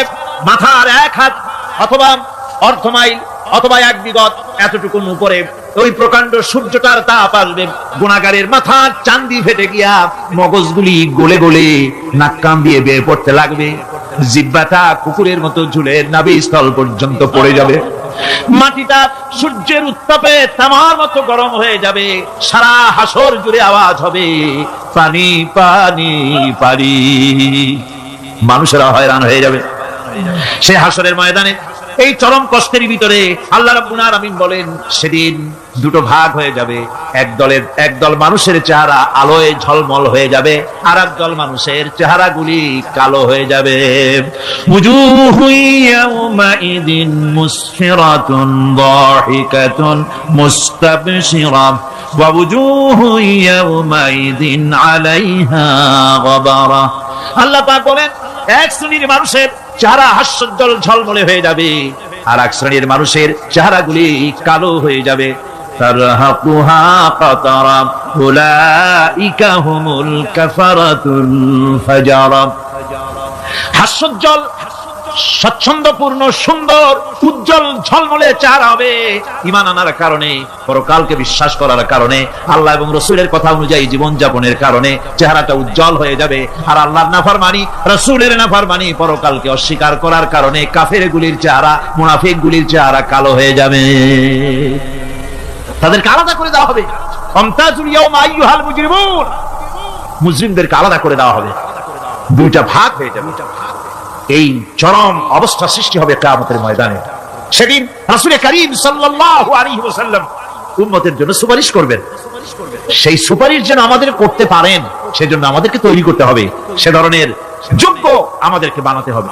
বন্ধুগণ, এই পরকালীন জীবন, এর সম্ভাবনা এটা যে হবে, এবং সেই পরকালে আমাদের সকলকে যে উঠতে হবে, কিয়ামতে আল্লাহর কাছে জীবনের সবকিছুর জবাবদিহি করতে হবে, এই ভীতি সৃষ্টি করতে চায় আল্লাহ পাক মানুষের ভেতরে। আল্লাহ পাকের চাইতে মানুষের কল্যাণকামী আর কেউ আছে? চিল্লায় কোন আল্লাহর চাইতে, বিশ্ববাসীর সৃষ্টি জগতের কল্যাণকামী আল্লাহর চাইতে, রাসূলের চাইতে বেশি কেউ কি আছে? সে আল্লাহ পাক সব বলে দিলেন, ওপেন সিক্রেট করে দিলেন, সব গোপন ফাঁস করে দিলেন। কেমনে বিচার হবে, কেমনে কিয়ামত অনুষ্ঠিত হবে, কেমনে কি হবে, সব খুলে খুলে আল্লাহ পাক বলে দিলেন আমাদেরকে ভালো হওয়ার জন্য। কোরআনে কারীম বলছে, লাইসাল বিররা আন তুওয়াল্লু ওয়ুজুহাকুম কিবালাল মাশরিকি ওয়াল মাগরিব।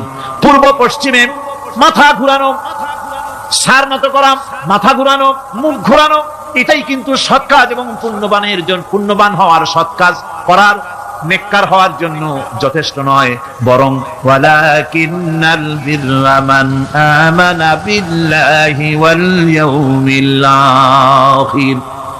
প্রকৃতপক্ষে সৎকারী মুমিন, ভালো কাজ করা, প্রকৃত মুমিন, সত্যিকারের ভালো মানুষ, সত্যিকারের ইমানদার হওয়ার জন্য 10টি কাজ লাগবে। কয়টি কাজ? 10টি কাজ লাগবে। সেই 10টি কাজের একটি কাজ গত বছর আপনাদের খেদমতে আরজ করা হয়েছে, 2টি বলা হয়েছে, বাকি আজকে বললাম আরেকটা, হয়ে গেল 3টা। বাকি আছে কয়টা? 7টা। বাকি আছে আরো 7টা। পরকাল ভিত্তিক জীবনযাপন যদি করতে পারি, তাহলে আমরা হব দুনিয়ার শ্রেষ্ঠ মানুষ। কোন আলহামদুলিল্লাহ। وسخر لكم ما في السماوات وما في الأرض। এই পৃথিবীতে যা কিছু তোমরা দেখতে পাও, এই সব কিছুকে তোমার অনুগত করে দেওয়া হয়েছে, যাতে করে তোমার সাহায্য করতে পারে, তোমার সহযোগিতা করতে পারে।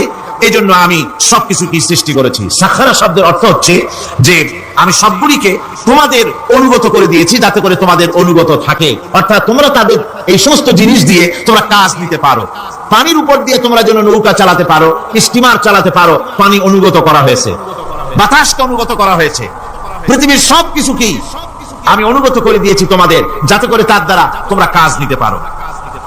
অন্যত্র আল্লাহ বলছেন, আল্লাহুল্লাযী خلق السماوات والأرض وأنزل من السماء ماء فأخرج به من الثمرات رزقا لكم আল্লাহ হচ্ছেন তিনি, আল্লাহ রাব্বুল আলামিন হচ্ছেন তিনি যিনি আকাশ সৃষ্টি করেছেন, যিনি জমিন সৃষ্টি করেছেন এবং ঊর্ধ্বদেশ থেকে মেঘমালা থেকে তোমাদের জন্য বৃষ্টি বর্ষণ করেছেন এবং সেই বৃষ্টি দিয়ে মাটির ভিতর থেকে ফসল উদ্গত করে তোমাদের খাবারের বন্দোবস্ত করেছেন। তিনি হচ্ছেন আল্লাহ পাক। তার জায়গায় ছড়িয়ে আছে, তার দয়া নাই, রহমত নাই, এমন কোন সৃষ্টি নাই। মানুষের জন্য যা কিছু প্রয়োজন তিনি তার দয়া দিয়ে, রহমত দিয়ে তিনি তার সৃষ্টি করে দিয়েছেন। আল্লাহ পাক বলছেন ওয়াসাখখারা লাকুমুশ শামসা ওয়াল কামারা দাইবিনা ওয়াসাখখারা লাকুমুল লাইলা ওয়ান নাহার, যিনি চন্দ্র সূর্যকে সৃষ্টি করেছেন এবং এগুলিকে নিয়ন্ত্রিত করেছেন, চাঁদ সূর্যকে সৃষ্টি করে নিয়ন্ত্রিত করে দিয়েছেন, তোমাদের সমস্ত প্রয়োজন তিনি মিটিয়ে দিয়েছেন। দেখুন, চাঁদ এবং সূর্যকে আল্লাহ পাক সৃষ্টি করেছেন এবং একটা রহমত, একটা কুদরত সেই চাঁদ সূর্যের মধ্যে দান করেছেন। সূর্য যেখানে আছে, এটা যদি আল্লাহর দয়া না থাকতো, শুধু তাপ দেওয়ার জন্য সৃষ্টি করতেন আর মানুষের কল্যাণের দিকটা যদি চিন্তা না করতেন তাহলে সমস্যা হয়ে যেত। সূর্য যেখানে আছে, বিজ্ঞানীরা বলেছেন তার থেকে যদি কিছু নিচে নেমে আসতো তাহলে গোটা পৃথিবী জ্বলে পুড়ে ভস্ম হয়ে যেত। আর যেখানে আছে তার থেকে সূর্য যদি কিছু উপরে উঠে যেত তাহলে গোটা পৃথিবী হিম শীতল হয়ে, পৃথিবী ফ্রিজ হয়ে যেত, মানুষ প্রাণী জগৎ মরে সব শেষ হয়ে যেত। চাঁদ যেখানে আছে, এই চাঁদ তার জায়গা থেকে কিছু উপরে যদি উঠতো তাহলে পৃথিবী মরুভূমি হয়ে যেত। আর যেখানে আছে তার থেকে কিছু নিচে যদি আসতো তাহলে গোটা পৃথিবী পানি, সমুদ্রের পানি, নদীর পানিগুলি প্লাবিত হয়ে, ওভারফ্লো হয়ে, উচ্ছ্বাসিত হয়ে গোটা পৃথিবীকে প্লাবিত করে দিত, ডুবাই দিত, সব শেষ হয়ে যেত। তাহলে আমরা দেখতে পাচ্ছি শুধু সৃষ্টি নয়, সৃষ্টিও করেছেন এবং প্রত্যেকটি সৃষ্টির পেছনে তার দয়া কাজ করেছে, তার কুদরত কাজ করেছে, যাতে করে মানুষের জন্য সুবিধা হয়, মানুষের জন্য উপকার হয়।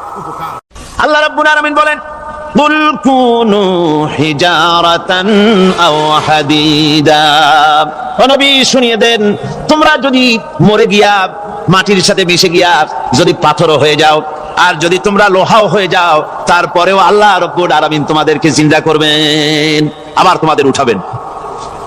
ওরা বলে যে আচ্ছা বুঝলাম, কে উঠাবে আমাদের, কেমনে উঠাবে? আল্লাহ পাক বলেন ফাসায়াকুলুনা মান ইউঈদুনা, ওরা বলে আমাদেরকে কে উঠাবে, আমাদেরকে কে জিন্দা করবে? আল্লাহ পাক জবাবে বলেন কুলিল্লাযী ফাতারাকুম আউওয়ালা মাররা, যিনি তোমাদেরকে প্রথম সৃষ্টি করেছেন তিনি আবার তোমাদেরকে জিন্দা করবেন। আল্লাহ পাক সুন্দর করে বুঝাচ্ছেন। এই সব কথা শোনার পরে ফাসায়ুনগিদুনা ইলাইকা রুউসাহুম ওয়া ইয়াকুলুনা মাতা হুয়া, এসব কথা শোনার পরে আল্লাহ বলেন ওই কাফেরেরা মাথা ঝুলায় ঝুলায় বলে আচ্ছা তা বুঝলাম। আল্লাহ বলেন ওরা মাথা ঝুলায় আর বলে আচ্ছা বুঝলাম, তবে কিয়ামত কবে সেই কিয়ামত অনুষ্ঠিত হবে? আল্লাহ বলেন নবী শোনায় দাও কুল আসা আইয়াকুনা করিবা, বেশি দেরি নাই, হতে পারে খুবই তাড়াতাড়ি, কি বলা যায়, সে সময়টা অতি নিকটবর্তী হয়ে যেতে পারে, খুবই নিকটবর্তী সে সময়, সে বেশি দেরি হওয়ার কথা নয়। আল্লাহ পাক এবার মানুষকে যুক্তি দিয়ে বুঝাচ্ছেন। কোরআনে কারীম মানতে মানুষ অস্বীকার করলে আল্লাহ ডান্ডার ব্যবস্থা করেন নাই।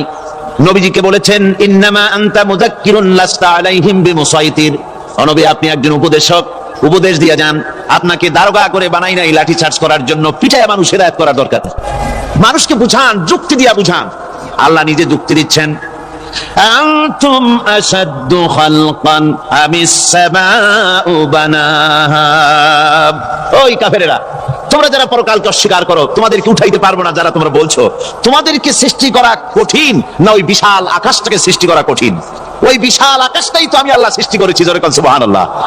তত বড় আকাশটারে যিনি বানাইতে পারলেন সে খোদা বুঝি তোমাকে তৈরি করতে পারবে না? আল্লাহ পাক বলছেন ফানজুর ইলা আসারি রাহমাতিল্লাহি কাইফা ইউহিল আরদা বা'দা মাউতিহা, লক্ষ্য করে দেখো এই পৃথিবীর মাটিকে আল্লাহ কিভাবে জিন্দা করেন, মুর্দা মাটি। এই মাটি চৈত্র বৈশাখ মাসে প্রখর রোদে মাটি ফেরে চৌচির হয়ে যায়, এই ফেটে যাওয়া চৌচির মাটিতে আল্লাহ পাক বৃষ্টির পানি দিয়ে এই মাটিকে, এই মৃত্যু মাটিকে আল্লাহ পাক যেভাবে জিন্দা করেন, ইন্না যালিকা লামুহিল মাউতা ওয়া হুয়া আলা কুল্লি শাইইন কাদির, সে আল্লাহ পাক তোমরা মরলে পরে আবার এভাবে জিন্দা করতে পারবেন, জোরে কোন সুবহানাল্লাহ। আমার ভাইরা, আল্লাহ পাকের পরে বলেন দেখো মৃত্যু জমিনকে কেমনে জিন্দা করি?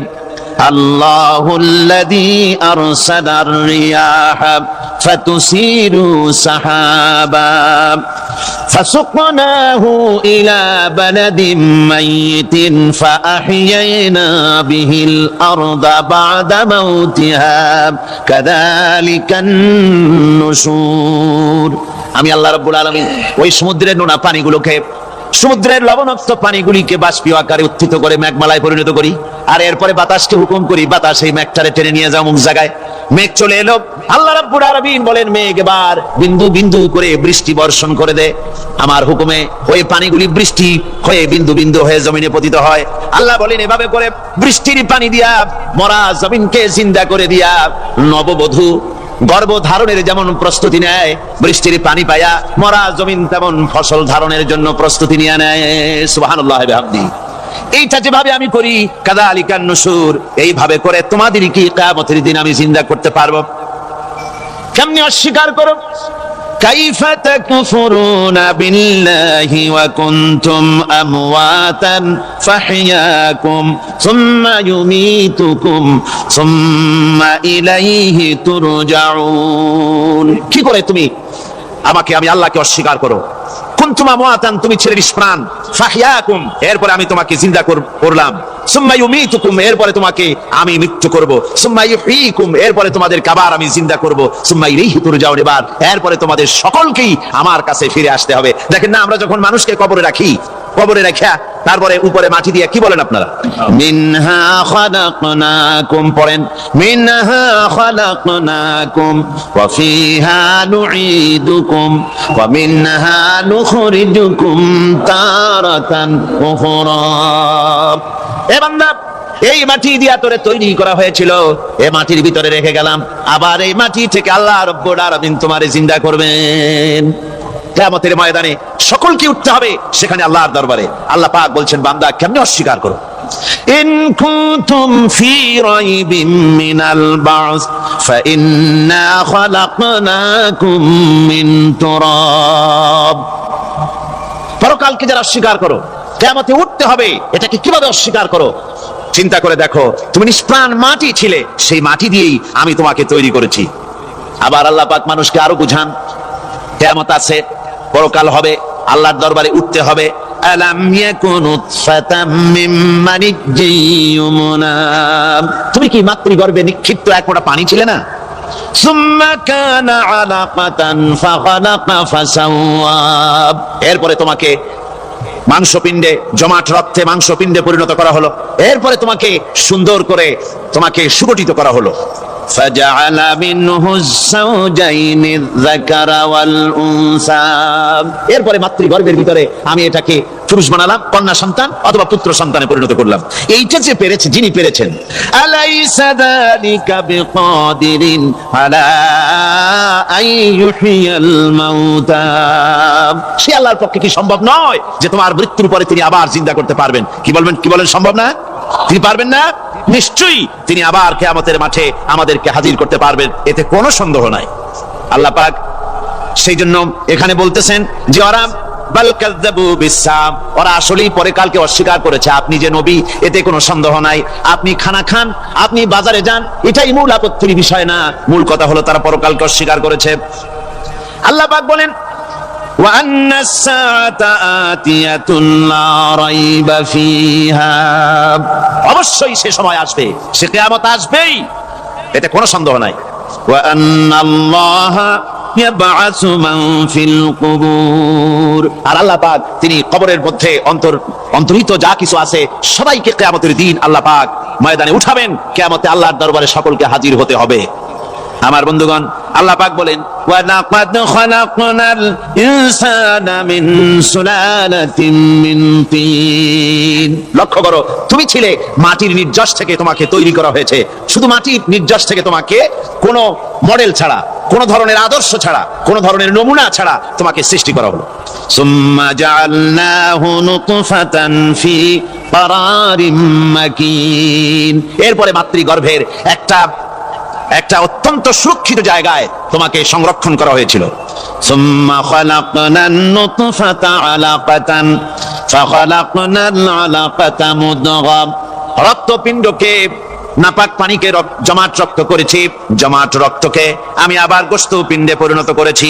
ফাকাসাউনাল ইযামা লাহমা, এরপরে সুন্দর করে চামড়া দিয়ে গোশত দিয়ে একটা আকৃতি তোমাকে দান করেছি। সুম্মা আনশানাহু খালকান আখারা ফাতাবারাকাল্লাহু আহসানুল খালিকিন, এরপরে সুন্দর একটা বিশেষ একটা আকৃতি দিয়ে তোমাকে আমি সুন্দর করে সুগঠিত করে তোমাকে তৈরি করেছি। সুম্মা ইন্নাকুম বা'দা যালিকা লামাইয়িতুন, এরপরে আমি আল্লাহ রাব্বুল আলামিন তোমাকে মৃত্যু দেব, অবশ্যই তোমাকে মৃত্যুবরণ করতে হবে। সুম্মা ইন্নাকুম ইয়াউমাল কিয়ামাতি তুবআসুন, এরপরে কিয়ামতের দিন আসবে, ওই বিশেষ মুহূর্ত আসবে, সেই নির্দিষ্ট সময় আসবে, ওই কিয়ামতের মাঠে আল্লাহর দরবারে তোমাদের সকলকে উঠতে হবে, কোনো সন্দেহ তাতে নাই। আল্লাহ পাক বলছেন وَأَعْتَدْنَا لِمَنْ كَذَّبَ بِالسَّاعَةِ سَعِيرًا, আমার এই পরকালকে, এই আখিরাতকে, কিয়ামতের দিনকে যারা অস্বীকার করবে, যারা মিথ্যা মনে করবে, আমি তাদেরকে জ্বলন্ত আগুনের শাস্তি তাদের জন্য রেখেছি। জোরে বলেন নাউজুবিল্লাহ। সেই কিয়ামত যে দিনটা আল্লাহ পাক মানুষের জন্য রেখেছেন, সেই কিয়ামতের অবস্থা বড়ই মারাত্মক। মানুষেরা তা জানে না। মানুষ যদি তা বুঝতে পারতো, জানতে পারতো, তাহলে মানুষেরা গুনাহের কাজ করতে পারতো না। আপনারা কি চিন্তা করেন, ওই যে কাফেরগুলি মক্কার জীবনে রাসূল পাক সাল্লাল্লাহু আলাইহি ওয়াসাল্লামের মক্কি জিন্দেগিতে যে সমস্ত মানুষগুলি চুরি করতো, ডাকাতি করতো, জিনা করতো, বদমাশি করতো, মানুষ হত্যা করতো, এই লোকগুলি ফিরে আসতো কিসের কারণে? তাদেরকে এই আখিরাতের কথা বলা হয়েছে, এই পরকালের কথা বলা হয়েছে। কোরআন শরীফে আল্লাহ রাব্বুল আলামিন পরকালের কথা, মৃত্যুর কথা, কিয়ামতের কথা, হাসরের কথা, সিরাতের কথা, মিজানের কথা, মওতের কথা যত বলেছেন, জান্নাতের কথা যত জায়গায় যতগুলা বলেছেন, সবগুলি আয়াতে কারিমা যদি এক জায়গায় করা যায়, তাহলে পুরা কোরআন শরীফের 1/3 10 পারার সমান হবে। জোরে বলেন সুবহানাল্লাহ। যেহেতু পরকালের চিন্তা ছাড়া মানুষের জীবন পরিচ্ছন্ন হতে পারে না, সুন্দর হতে পারে না, অপরাধ মুক্ত হতে পারে না। আল্লাহ পাক বলেন সেই দিনটি বড়ই ভয়ানক, বিপজ্জনক। ওই দিনটির ব্যাপারে আল্লাহ পাক তার বান্দাদেরকে সতর্ক করে দিয়েছেন, বান্দারা সতর্ক হয়ে যাও, এইভাবে দিন যাবে না, কিয়ামত আসবে, আর ওই কিয়ামত এত মারাত্মক হবে। আল্লাহ সতর্ক করছেন বান্দাদেরকে, ইয়া আইয়ুহান নাসুত্তাকু রাব্বাকুম ইন্না যালজালাতাস সাআতি শাইউন আযীম, হে মানব সকল, আত্মরক্ষা করো খোদার গজব থেকে, আল্লাহর গজব থেকে আত্মরক্ষা করো। ইন্না যালজালাতাস সাআতি শাইউন আযীম, সেই কিয়ামতের সেই কম্পন খুবই মারাত্মক, খুবই ভয়াবহ কম্পন সৃষ্টি হবে সেদিন। ইয়াউমা তারাউনাহা তাযহালু কুল্লু মুরদিআতিন আম্মা আরদাআত, সেদিন দেখতে পাবে স্তন্যদায়িনী মা, যে মা তার সন্তানকে দুধ দেয়, ওই মাও তার দুধের বাচ্চার কথা ভুলে যাবে, মনে থাকবে না। আল্লাহ রাব্বুল আলামিন বলেন ওয়া তাদাউ কুল্লু দাতিন হামলিন হামলাহা, গর্ভধারিণী মেয়ে লোক তাদের গর্ভ খসে পড়বে। ওয়া তারান নাসা সুকারা, মানুষকে মানুষ দেখতে পাবে, মানুষগুলো উদ্ভ্রান্ত হয়ে পাগলের মতো ছুটাছুটি করছে। আল্লাহ বলেন ওয়া মা হুম বিসুকারা, আসলে এরা নেশাগ্রস্ত নয়, আসলে পাগল হয় নাই। তো ছুটছে কেন? কেন? স্তন্যদায়িনী মা দুধের বাচ্চার কথা ভুলে গেছে। গর্ভধারিণী গর্ভবতী নারী, তার গর্ভ খসে পড়েছে, মানুষ পাগলের মতো দৌড়াচ্ছে। কারণ কি? পাগল তো হয় নাই। আল্লাহ বলেন আসল কারণ হলো ওয়ালাকিন্না আযাবাল্লাহি শাদীদ, আল্লাহর ভয়ঙ্কর আযাব। আর এই সব দৃশ্য, এই সব কম্পন মানুষের মধ্যে ত্রাস সৃষ্টি করে দিয়েছে, এই অবস্থার সৃষ্টি করেছে। আমার ভাইয়েরা, আল্লাহ পাক বলেন ওয়া আনযিরহুম ইয়াওমাল আজিফাতি ইযিল কুলুবু লাদাল হানাজির কাযিমিন, ও নবী মানুষদেরকে আপনি সতর্ক করেন, ওই দিনটা এমন হবে ভয়ের চোটে মানুষের কলিজা তার মুখের কাছে চলে আসবে। মানুষ ভয়তে অস্থির হয়ে যাবে, কলিজা গলার কাছে চলে আসবে। সেই দিনের কথা তাদের শোনায় দেন। ওই দিনটা এমন মারাত্মক দিন, فكيف تتقون إن كفرتم يوما يجعل الولدان شيبا, সেদিন ভয়ে চিন্তায় যুবক ছেলে বৃদ্ধে পরিণত হয়ে যাবে, কিশোরগুলি তরুণগুলি বৃদ্ধে পরিণত হয়ে যাবে। আমার বন্ধুগণ, মানুষ সেদিন দিক বিদিক হয়ে দৌড়াতে থাকবে, পালাবো কোথায়? আল্লাহ কোরআন শরীফে সব কথা বলে দিয়েছেন। ইয়াকুলুল ইনসানু আইনাল মাফার, কোথায় ভাগবো, পালাবো কোথায়? অস্থির হয়ে মানুষ দৌড়াতে থাকবে, পালাবো কোথায়, যাব কোথায়? আল্লাহ বলেন কাল্লা লা ওয়াজারা ইলা রাব্বিকা ইয়াউমাইদিনিল মুস্তাকার, ভাগবার কোন রাস্তা নাই, পালাবার কোন পথ নাই, একমাত্র তোমার রব ছাড়া, আল্লাহর দরবার ছাড়া পালানোর কোন রাস্তা আজার নাই। আমার বন্ধুগণ,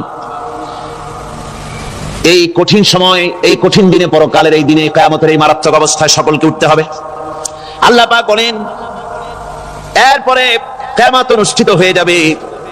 সূরা ফুরকানে আল্লাহ বলছেন ইযা রাআতুহুম মিন মাকানিন বাঈদিন সামিউ লাহা তাগায়ুযান ওয়া যাফীরা, যখন তাদেরকে জাহান্নাম দেখতে পাবে, অর্থাৎ জাহান্নামের, যখন তারা জাহান্নামের দিকে অগ্রসর হবে, তখন তারা দূর থেকেই জাহান্নামের ক্রোধ এবং তেজস্বী আওয়াজ শুনতে পাবে। জাহান্নামের আওয়াজ, বিকট আওয়াজ। ওই যে কক্সবাজারের সমুদ্র সৈকতে ভ্রমণ করতে গিয়ে সমুদ্রের তুফানের আওয়াজ শুনছেন না? কথা বলেন না কেন? সমুদ্রের তুফানের আওয়াজ শুনেছেন তো? এইটা কি? এটা কিছুই না, এর থেকে মারাত্মক আওয়াজ, তেজস্বী ক্রোধের আওয়াজ কানের মধ্যে আসতে থাকবে জাহান্নামীদের।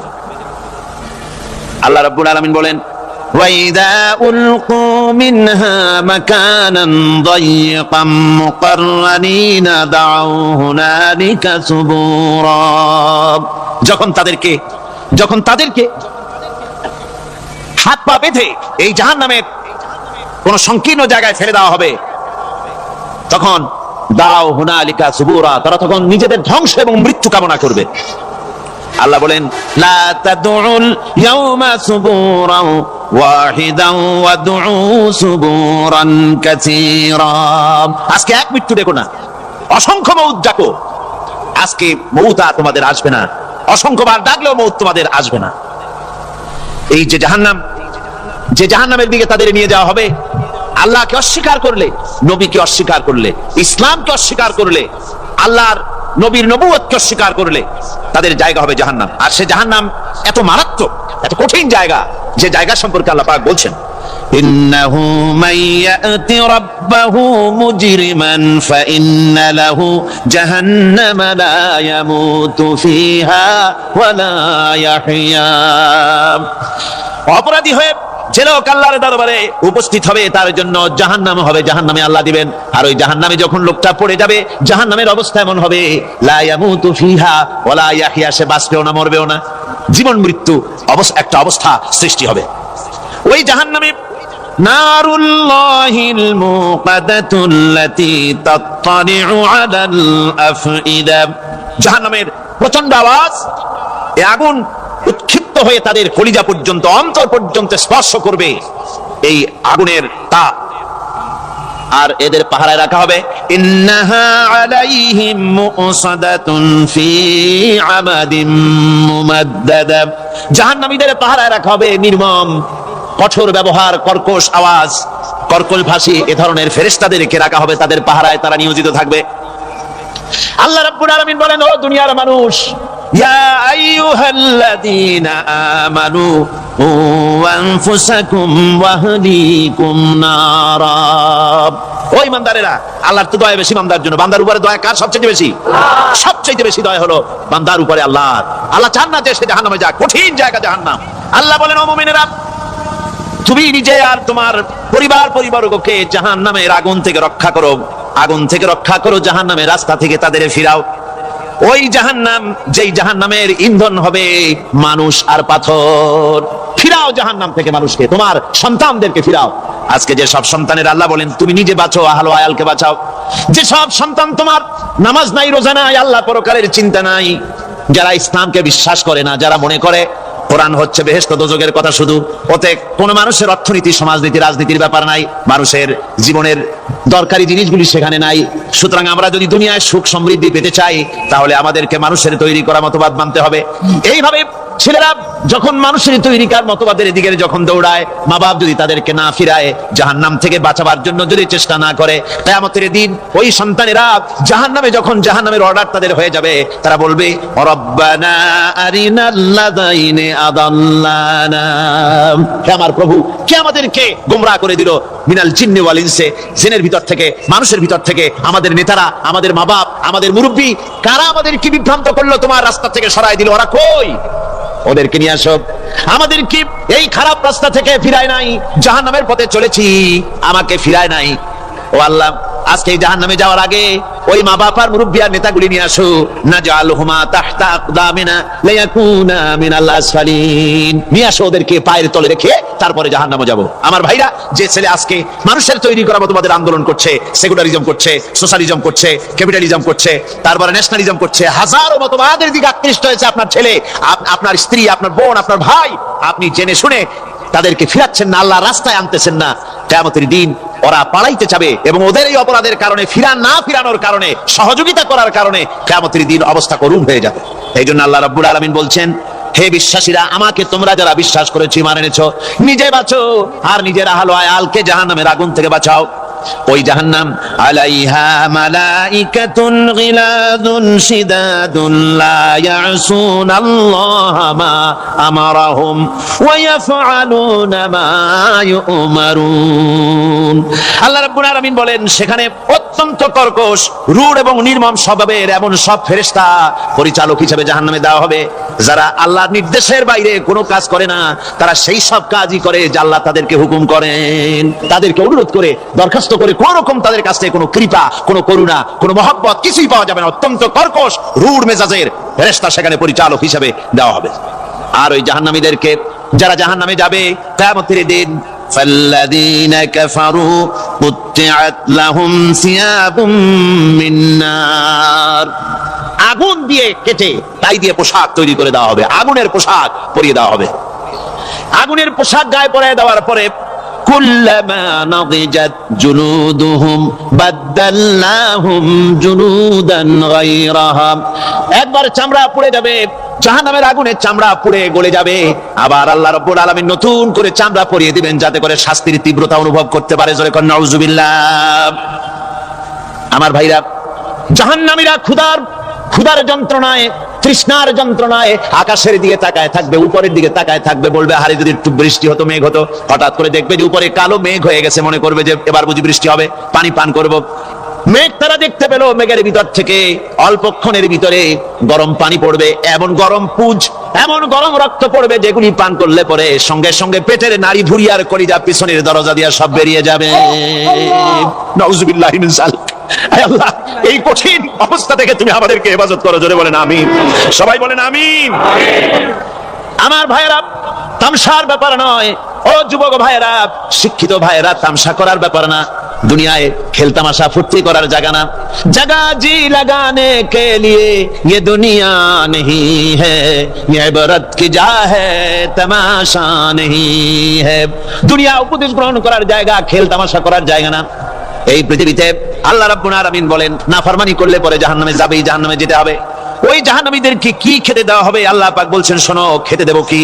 তুসকা মিন আইনিন আনিয়া, ফুটন্ত গরম পানি তাদেরকে পান করতে দেওয়া হবে। লাইসা লাহুম তুআমুন ইল্লা মিন দারি, কাঁটা যুক্ত ঘাস তাদেরকে খেতে দেওয়া হবে। লা ইউসমিনু ওয়ালা ইউগনি মিন জু, এই খাবারে তাদের শরীর পরিপুষ্ট হবে না, আর ক্ষুধাও নিবৃত্ত হবে না। আমার বন্ধুগণ, এমন কঠিন জাহান্নামের অবস্থা থেকে মাপ পাওয়ার জন্য ইমানের জোশ আসতে হবে, ইমানদার হতে হবে, আর নাফরমানিকে ছেড়ে দিতে হবে।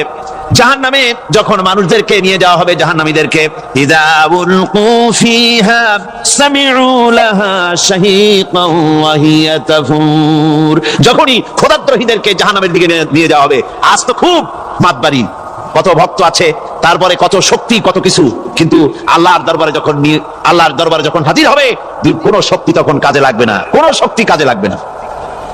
জাহান্নামে যখন তাদেরকে নিয়ে যাওয়া হবে জাহান্নাম। তখন গোসায় ফেটে পড়তে থাকবে, জাহান্নামের ভিতর থেকে গর্জন আসতে থাকবে, তাকাদু তামাইয়াজু মিনাল গায়জ। জাহান্নাম যেন গোসায় ফেটে পড়তে চাইবে।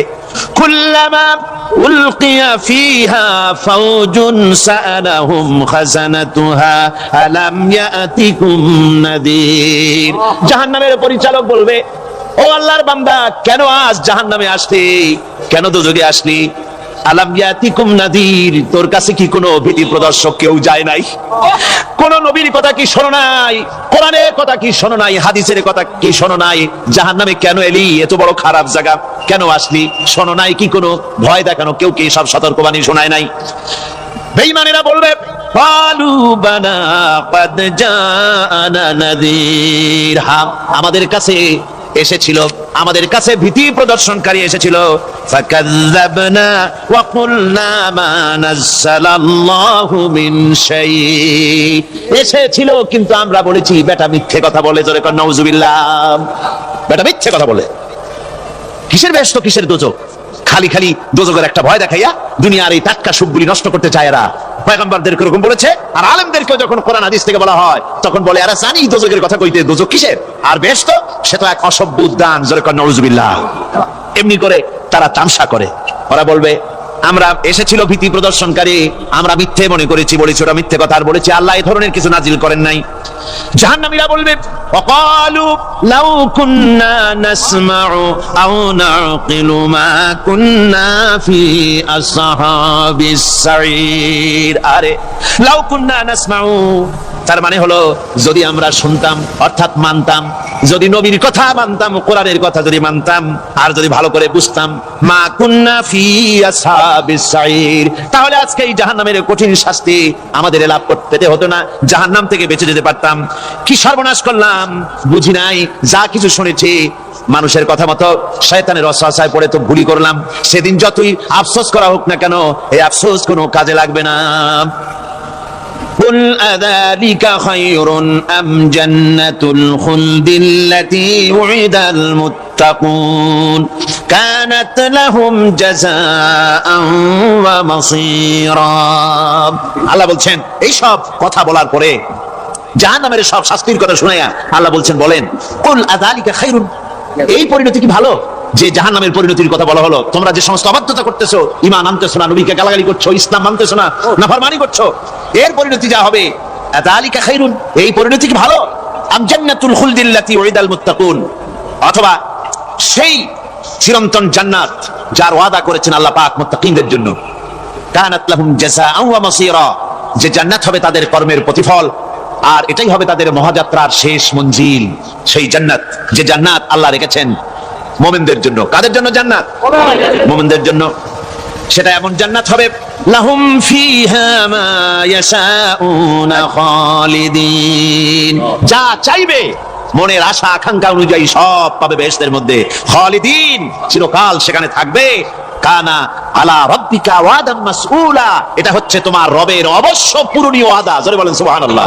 এটা তোমার আল্লাহর ওয়াদা এবং অবশ্যই তিনি তা পূরণ করবেন। তোমরা জান্নাতে থাকবে, সেখানে যা চাইবে তাই পাবে। একজন বলছিল জান্নাতে যাইয়া যা চাইবো তাই যদি পাই তাহলে তো খুব ভালো কথা। কয় যে হুজুর আমার তো হুক্কা খাওয়ার দারুণ অভ্যাস, তা বেহেশতের মধ্যে হুক্কা পাবো? বুজুর্গ ব্যক্তি বলছেন, আল্লাহর বান্দা, বেহেশতে যাইয়া যদি তুমি হুক্কা খাইতে চাও তো আল্লাহ তোমার হুক্কা দিবেন, কিন্তু আল্লাহর কসম করে বলতে পারি বেহেশতে যাইয়া এমন পচা জিনিস খাওয়ার তোমার ইচ্ছে জাগবে না। এত ভালো জিনিস তুইয়া এই পচা জিনিস খাওয়ার ইচ্ছা তোমার জাগবে না মনের ভিতরে। বেহেশত আল্লাহ রাব্বুল আলামিন মুমিনদের জন্য রেখেছেন। আমার ভাইরা, সে বেহেশতের বর্ণনা কোরআনে কারীমের মধ্যে আল্লাহ দিয়েছেন। একদিকে জাহান্নাম, কোরআনের বর্ণনা কত সুন্দর। জাহান্নামের কথা শুনতে শুনতে লোকেরা আল্লাহর ভয়তে হতাশ হয়ে যেতে পারে, আল্লাহর ভয়তে। সেই জন্য যত জায়গায় জাহান্নামের বর্ণনা আছে, সাথে সাথে আবার আশার সঞ্চার করার জন্য আল্লাহ জান্নাতের কথা বলেছেন। কাহার এবং জব্বার নাম আল্লাহ যেখানে ব্যবহার করেছেন, সাথে সাথে আবার গফুর রহিম নাম ব্যবহার করেছেন, বান্দা যেন হয়রান হয়ে না যায়। আমার ভাইরা, একদিকে জাহান্নামের এই কঠিন শাস্তির কথা, আবার অপরদিকে আল্লাহ বলেন, শোনো, এমন জান্নাত আমি রেখেছি, মাসালুল জান্নাতিল্লাতী উইদাল মুত্তাকুন, এমন বেহেশত মুত্তাকিনদের জন্য যার ওয়াদা করা হয়েছে, এমন বেহেশত সেটা, ফিহা আনহারুম মিন মাইন গায়রি আসিন, সেখানে এমন সুন্দর স্বচ্ছ পানির ঝর্ণাধারা, সুমিষ্ট পানির ঝর্ণাধারা রাখা হয়েছে। ওয়া আনহারুম মিন লাবানিন লাম ইয়াতাগায়্যার তা'আমুহু, আর সেখানে দুধের ঝর্ণা রাখা হয়েছে যার স্বাদ কখনো নষ্ট হবে না। ওয়া আনহারুম মিন খামরিন লাযযাতান লিশারিবিন, আর রাখা হয়েছে পানীয়ের ঝর্ণাধারা যা পানকারীদের জন্য অত্যন্ত সুন্দর হবে, খুবই সুস্বাদু হবে। আর রাখা হয়েছে ওয়া আনহারুম মিন আসালিন মুসাফফা, পরিষ্কার পরিচ্ছন্ন সুস্বাদু মধুর ঝর্ণা। জোরে বলেন সুবহানাল্লাহ। গর্ভবতী নারী, তার গর্ভ খসে পড়েছে, মানুষ পাগলের মতো দৌড়াচ্ছে, কারণ কি? পাগল তো হয় নাই। আল্লাহ বলেন আসল কারণ হলো ওয়ালাকিন্না আযাবাল্লাহি শাদীদ, আল্লাহর ভয়ঙ্কর আযাব। আর এই সব দৃশ্য, এই সব কম্পন মানুষের মধ্যে ত্রাস সৃষ্টি করে দিয়েছে, এই অবস্থার সৃষ্টি করেছে। আমার ভাইরা, আল্লাহ পাক বলেন ওয়া আনযিরহুম ইয়াওমাল আজিফাতি ইযিল কুলুবু লাদাল হানাজির কাযিমিন। ও নবী, মানুষদেরকে আপনি সতর্ক করেন, ওই দিনটা এমন হবে ভয়ের চোটে মানুষের কলিজা তার মুখের কাছে চলে আসবে। মানুষ ভয়তে অস্থির হয়ে যাবে, কলিজা গলার কাছে চলে আসবে। সেই দিনের কথা তাদের শোনায় দেন। ওই দিনটা এমন মারাত্মক দিন। ফাকাইফা তাত্তাকুনা ইন কাফারতুম ইয়াওমা ইয়াজআলু বিলদানা শিবা। সেদিন ভয়ে চিন্তায় যুবক ছেলে বৃদ্ধে পরিণত হয়ে যাবে, কিশোরগুলি তরুণগুলি বৃদ্ধে পরিণত হয়ে যাবে। আমার বন্ধুগণ, মানুষ সেদিন দিক বিদিক হয়ে দৌড়াতে থাকবে, পালাবো কোথায়? আল্লাহ কোরআন শরীফে সব কথা বলে দিয়েছেন। ইয়াকুলুল ইনসানু আইনাল মাফার, কোথায় ভাগবো, পালাবো কোথায়? অস্থির হয়ে মানুষ দৌড়াতে থাকবে, পালাবো কোথায়, যাব কোথায়? আল্লাহ বলেন কাল্লা লা ওয়াজারা ইলা রাব্বিকা ইয়াওমাইদিনিল মুস্তাকার, ভাগবার কোনো রাস্তা নাই, পালাবার কোনো পথ নাই, একমাত্র তোমার রব ছাড়া, আল্লাহর দরবার ছাড়া পালানোর কোনো রাস্তা আজার নাই। আমার বন্ধুগণ, এই কঠিন সময়, এই কঠিন দিনে, পরকালের এই দিনে, কিয়ামতের এই মারাত্মক অবস্থায় সকলকে উঠতে হবে। আল্লাহ পাক বলেন এরপরে কিয়ামত অনুষ্ঠিত হয়ে যাবে। সূরা ফুরকানে আল্লাহ বলছেন ইযা রাআতুহুম মিন মাকানিন বাঈদিন সামিউ লাহা তাগায়ুযান ওয়া যাফীরা, যখন তাদেরকে জাহান্নাম দেখতে পাবে, অর্থাৎ জাহান্নামের, যখন তারা জাহান্নামের দিকে অগ্রসর হবে, তখন তারা দূর থেকেই জাহান্নামের ক্রোধ এবং তেজস্বী আওয়াজ শুনতে পাবে। জাহান্নামের আওয়াজ, বিকট আওয়াজ। ওই যে কক্সবাজারের সমুদ্র সৈকতে ভ্রমণ করতে গিয়ে সমুদ্রের তুফানের আওয়াজ শুনছেন না? কথা বলেন না কেন? সমুদ্রের তুফানের আওয়াজ শুনেছেন তো? এইটা কি? এটা কিছুই না, এর থেকে মারাত্মক আওয়াজ, তেজস্বী ক্রোধের আওয়াজ কানের মধ্যে আসতে থাকবে জাহান্নামীদের। আল্লাহ রাব্বুল আলামিন বলেন ওয়াইদা উলকু মিনহা মাকানান দায়িকাম মুকাররানিনা দাউ হুনালিকা সুবুরা, যখন তাদেরকে হাত পা বেঁধে এই জাহান্নামের কোন সংকীর্ণ জায়গায় ফেলে দেওয়া হবে, তখন দাউ হুনালিকা সুবুরা, তারা তখন নিজেদের ধ্বংস এবং মৃত্যু কামনা করবে। আল্লাহ বলেন লা তাদউল ইয়াওমা সুবুরান ওয়াহিদান ওয়াদউ সুবুরান কাসীরা, আজকে এক মৃত্যু দেখো না, অসংখ্য মউত ডাকো। আজকে মউত তোমাদের আসবে না, অসংখ্যবার ডাকলেও মউত তোমাদের আসবে না। এই যে জাহান্নাম, যে জাহান্নামের দিকে তাদের নিয়ে যাওয়া হবে, আল্লাহকে অস্বীকার করলে, নবীকে অস্বীকার করলে, ইসলামকে অস্বীকার করলে, আল্লাহর নবীর নবুয়তকে অস্বীকার করলে তাদের জায়গা হবে জাহান্নাম। আর সে জাহান্নাম এত মারাত্মক, এত কঠিন জায়গা, যে জায়গা সম্পর্কে আল্লাহ পাক বলছেন ইন্নাহু মাইয়াতি রাব্বাহু মুজরিমান ফাইন্না লাহু জাহান্নামা লা ইয়ামুতু ফিহা ওয়া লা ইয়াহইয়া। অপরাধী হয়ে যে লোক আল্লাহর দরবারে উপস্থিত হবে, তার জন্য জাহান্নাম হবে, জাহান্নামে আল্লাহ দিবেন। আর ওই জাহান্নামে যখন লোকটা পড়ে যাবে, জাহান্নামের অবস্থা এমন হবে লা ইয়ামুতু ফিহা ওয়া লা ইয়াহইয়া, সে বাঁচবেও না মরবেও না, জীবন মৃত্যু একটা অবস্থা সৃষ্টি হবে। ওই জাহান্নামে নারুল্লাহিল মুকাদাতুল্লাতী তাত্তালিউ আলাল আফইদা, জাহান্নামের প্রচন্ড আওয়াজ, এই আগুন উৎক্ষিপ্ত হয়ে তাদের কলিজা পর্যন্ত, অন্তর পর্যন্ত স্পর্শ করবে এই আগুনের তাপ। আর এদের পাহারায় রাখা হবে ইন্নাহা আলাইহিম মুসাদাতুন ফি আমাদিম মুমাদ্দাদা। জাহান্নামীদের পাহারায় রাখা হবে নির্মম, কঠোর ব্যবহার, কর্কশ আওয়াজ, কর্কশ ভাষী এ ধরনের ফেরেশতাদেরকে রাখা হবে তাদের পাহারায়, তারা নিয়োজিত থাকবে।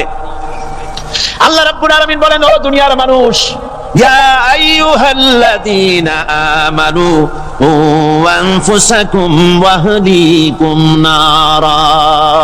ও ঈমানদারেরা, আল্লাহর তো দয়া বেশি বান্দার জন্য। বান্দার উপরে দয়া কার সবচেয়ে বেশি? সবচেয়ে বেশি দয়া হলো বান্দার উপরে আল্লাহর। আল্লাহ চান না যে সে জাহান্নামে যাক, কঠিন জায়গা জাহান্নাম। আল্লাহ বলেন, ও মুমিনেরা, তুমি নিজে আর তোমার পরিবারবর্গকে জাহান্নামের আগুন থেকে রক্ষা করো, আগুন থেকে রক্ষা করো, জাহান্নামের রাস্তা থেকে তাদের ফিরাও। ওই জাহান্নাম, যেই জাহান্নামের ইন্ধন হবে মানুষ আর পাথর। ফিরাও জাহান্নাম থেকে মানুষকে, তোমার সন্তানদেরকে ফিরাও। আজকে যে সব সন্তানের আল্লাহ বলেন তুমি নিজে বাঁচো, আহল আয়ালকে বাঁচাও। যে সব সন্তান তোমার নামাজ নাই, রোজা নাই, আল্লাহ পরকালের চিন্তা নাই, যারা ইসলামকে বিশ্বাস করে না, যারা মনে করে কোরআন হচ্ছে বেহেশত দোজখের কথা, শুধু ওতে কোন মানুষের অর্থনীতি, সমাজনীতি, রাজনীতির ব্যাপার নাই, মানুষের জীবনের দরকারি জিনিসগুলি সেখানে নাই। সুতরাং আমরা যদি দুনিয়ায় সুখ সমৃদ্ধি পেতে চাই, তাহলে আমাদেরকে মানুষের তৈরি করা মতবাদ মানতে হবে। এইভাবে ছেলেরা যখন মানুষের তৈরিকার মতবাদের দিকে যখন দৌড়ায়, মা বাপ যদি তাদেরকে না ফিরায়, জাহান্নাম থেকে বাঁচাবার জন্য যদি চেষ্টা না করে, কিয়ামতের দিন ওই সন্তানেরা জাহান্নামে, যখন জাহান্নামের অর্ডার তাদের হয়ে যাবে, তারা বলবে, রব্বানা আরিনাল্লাযাইনি আদাল্লানা। হে আমার প্রভু, কে আমাদেরকে গোমরাহ করে দিল, মিনাল জিন্নি ওয়াল ইনসি, জিনের ভিতর থেকে, মানুষের ভিতর থেকে, আমাদের নেতারা, আমাদের মা বাপ, আমাদের মুরব্বী, কারা আমাদেরকে বিভ্রান্ত করলো, তোমার রাস্তা থেকে সরাই দিল, ওরা কই? ওদেরকে নিয়ে আসো। আমাদের কি এই খারাপ রাস্তা থেকে ফিরায় নাই, জাহান্নামের পথে চলেছি, আমাকে ফিরায় নাই। ও আল্লাহ, আজকে জাহান্নামে যাওয়ার আগে ওই মা বাবার মুরব্বী আর নেতাগুলি নিয়ে আসো।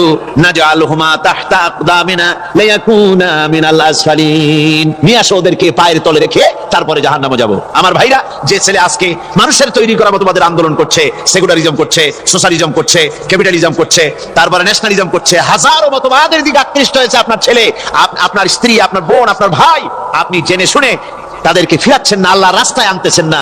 কিয়ামতের দিন ওরা পালাইতে যাবে, এবং ওদের এই অপরাধের কারণে, ফিরানোর কারণে, সহযোগিতা করার কারণে কিয়ামতের দিন অবস্থা করুণ হয়ে যাবে। এই জন্য আল্লাহ রাব্বুল আলামিন বলছেন, হে বিশ্বাসীরা, আমাকে তোমরা যারা বিশ্বাস করেছো, ঈমান এনেছো, নিজে বাঁচো আর নিজের আহল আয়ালকে জাহান্নামের আগুন থেকে বাঁচাও। ওই জাহান্নাম আলাইহা মালাইকাতুন গিলাদুন শিদাদুন লা ইয়াসুনাল্লাহা মা আমারাহুম ওয়া ইয়াফআলুনা মা ইউমারুন। আল্লাহ রাব্বুল আলামিন বলেন, সেখানে অত্যন্ত কর্কশ, রূঢ় এবং নির্মম স্বভাবের এমন সব ফেরেশতা পরিচালক হিসেবে জাহান্নামে দেওয়া হবে, যারা আল্লাহর নির্দেশের বাইরে কোনো কাজ করে না। তারা সেই সব কাজই করে যা আল্লাহ তাদেরকে হুকুম করেন, তাদেরকে অনুরোধ করে, দরখাস্ত করে, কোন রকম তাদের কাছ থেকে কোনো কৃপা, কোনো করুণা, কোনো মহব্বত কিছুই পাওয়া যাবে না। অত্যন্ত কর্কশ, রূঢ় মেজাজের ফেরেশতা সেখানে পরিচালক হিসেবে দেওয়া হবে। আর ওই জাহান্নামীদেরকে, যারা জাহান্নামে যাবে কিয়ামতের দিন, ফাল্লাযীনা কাফারু কুত্তিআত লাহুম সিয়াবুম মিন নার, আগুন দিয়ে কেটে তাই দিয়ে পোশাক তৈরি করে দেওয়া হবে, আগুনের পোশাক পরিয়ে দেওয়া হবে।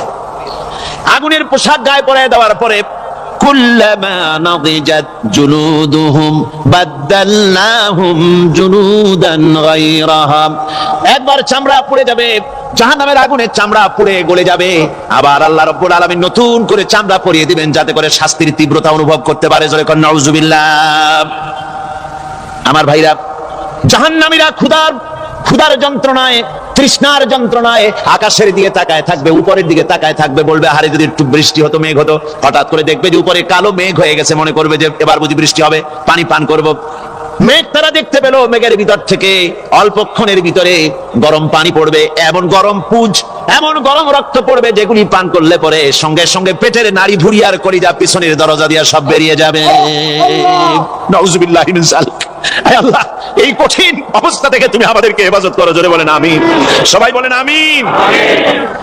আমার ভাইয়েরা, তামসার ব্যাপার নয়। ও যুবক ভাইয়েরা, শিক্ষিত ভাইয়েরা, তামসা করার ব্যাপার না। দুনিয়ায় খেলতামাশা ফুর্তি করার জায়গা না। जगह जी लगाने के लिए ये दुनिया नहीं है, ये इबरत की जा है, तमाशा नहीं है। দুনিয়া উপদেশ গ্রহণ করার জায়গা, খেল তামাশা করার জায়গা না। এই পৃথিবীতে আল্লাহ রাব্বুল আলামিন বলেন, নাফরমানি করলে পরে জাহান্নামে যাবেই, জাহান্নামে যেতে হবে। ওই জাহান্নামীদেরকে কি খেতে দেওয়া হবে? আল্লাহ পাক বলছেন, শোনো, খেতে দেব কি? তুসকা মিন আইনিন আনিয়া, ফুটন্ত গরম পানি তাদেরকে পান করতে দেওয়া হবে। লাইসা লাহুম তুআমুন ইল্লা মিন দারি, কাঁটা যুক্ত ঘাস তাদেরকে খেতে দেওয়া হবে। লা ইউসমিনু ওয়ালা ইউগনি মিন জু, এই খাবারে তাদের শরীর পরিপুষ্ট হবে না, আর ক্ষুধাও নিবৃত্ত হবে না। আমার বন্ধুগণ, এমন কঠিন জাহান্নামের অবস্থা থেকে মাপ পাওয়ার জন্য ইমানের জোশ আসতে হবে, ইমানদার হতে হবে, আর নাফরমানিকে ছেড়ে দিতে হবে। জাহান্নামে যখন মানুষদেরকে নিয়ে যাওয়া হবে, জাহান্নামীদেরকে, ইযা উলকু ফিহা সামিউ লাহা শাহীকান ওয়া হিয়া তাফুর, যখনই খোদাদ্রোহীদেরকে জাহান্নামের দিকে নিয়ে যাওয়া হবে। আজ তো খুব মাতবাড়ি, কত ভক্ত আছে, তারপরে কত শক্তি, কত কিছু, কিন্তু আল্লাহর দরবারে যখন হাজির হবে, কোনো শক্তি তখন কাজে লাগবে না, কোনো শক্তি কাজে লাগবে না।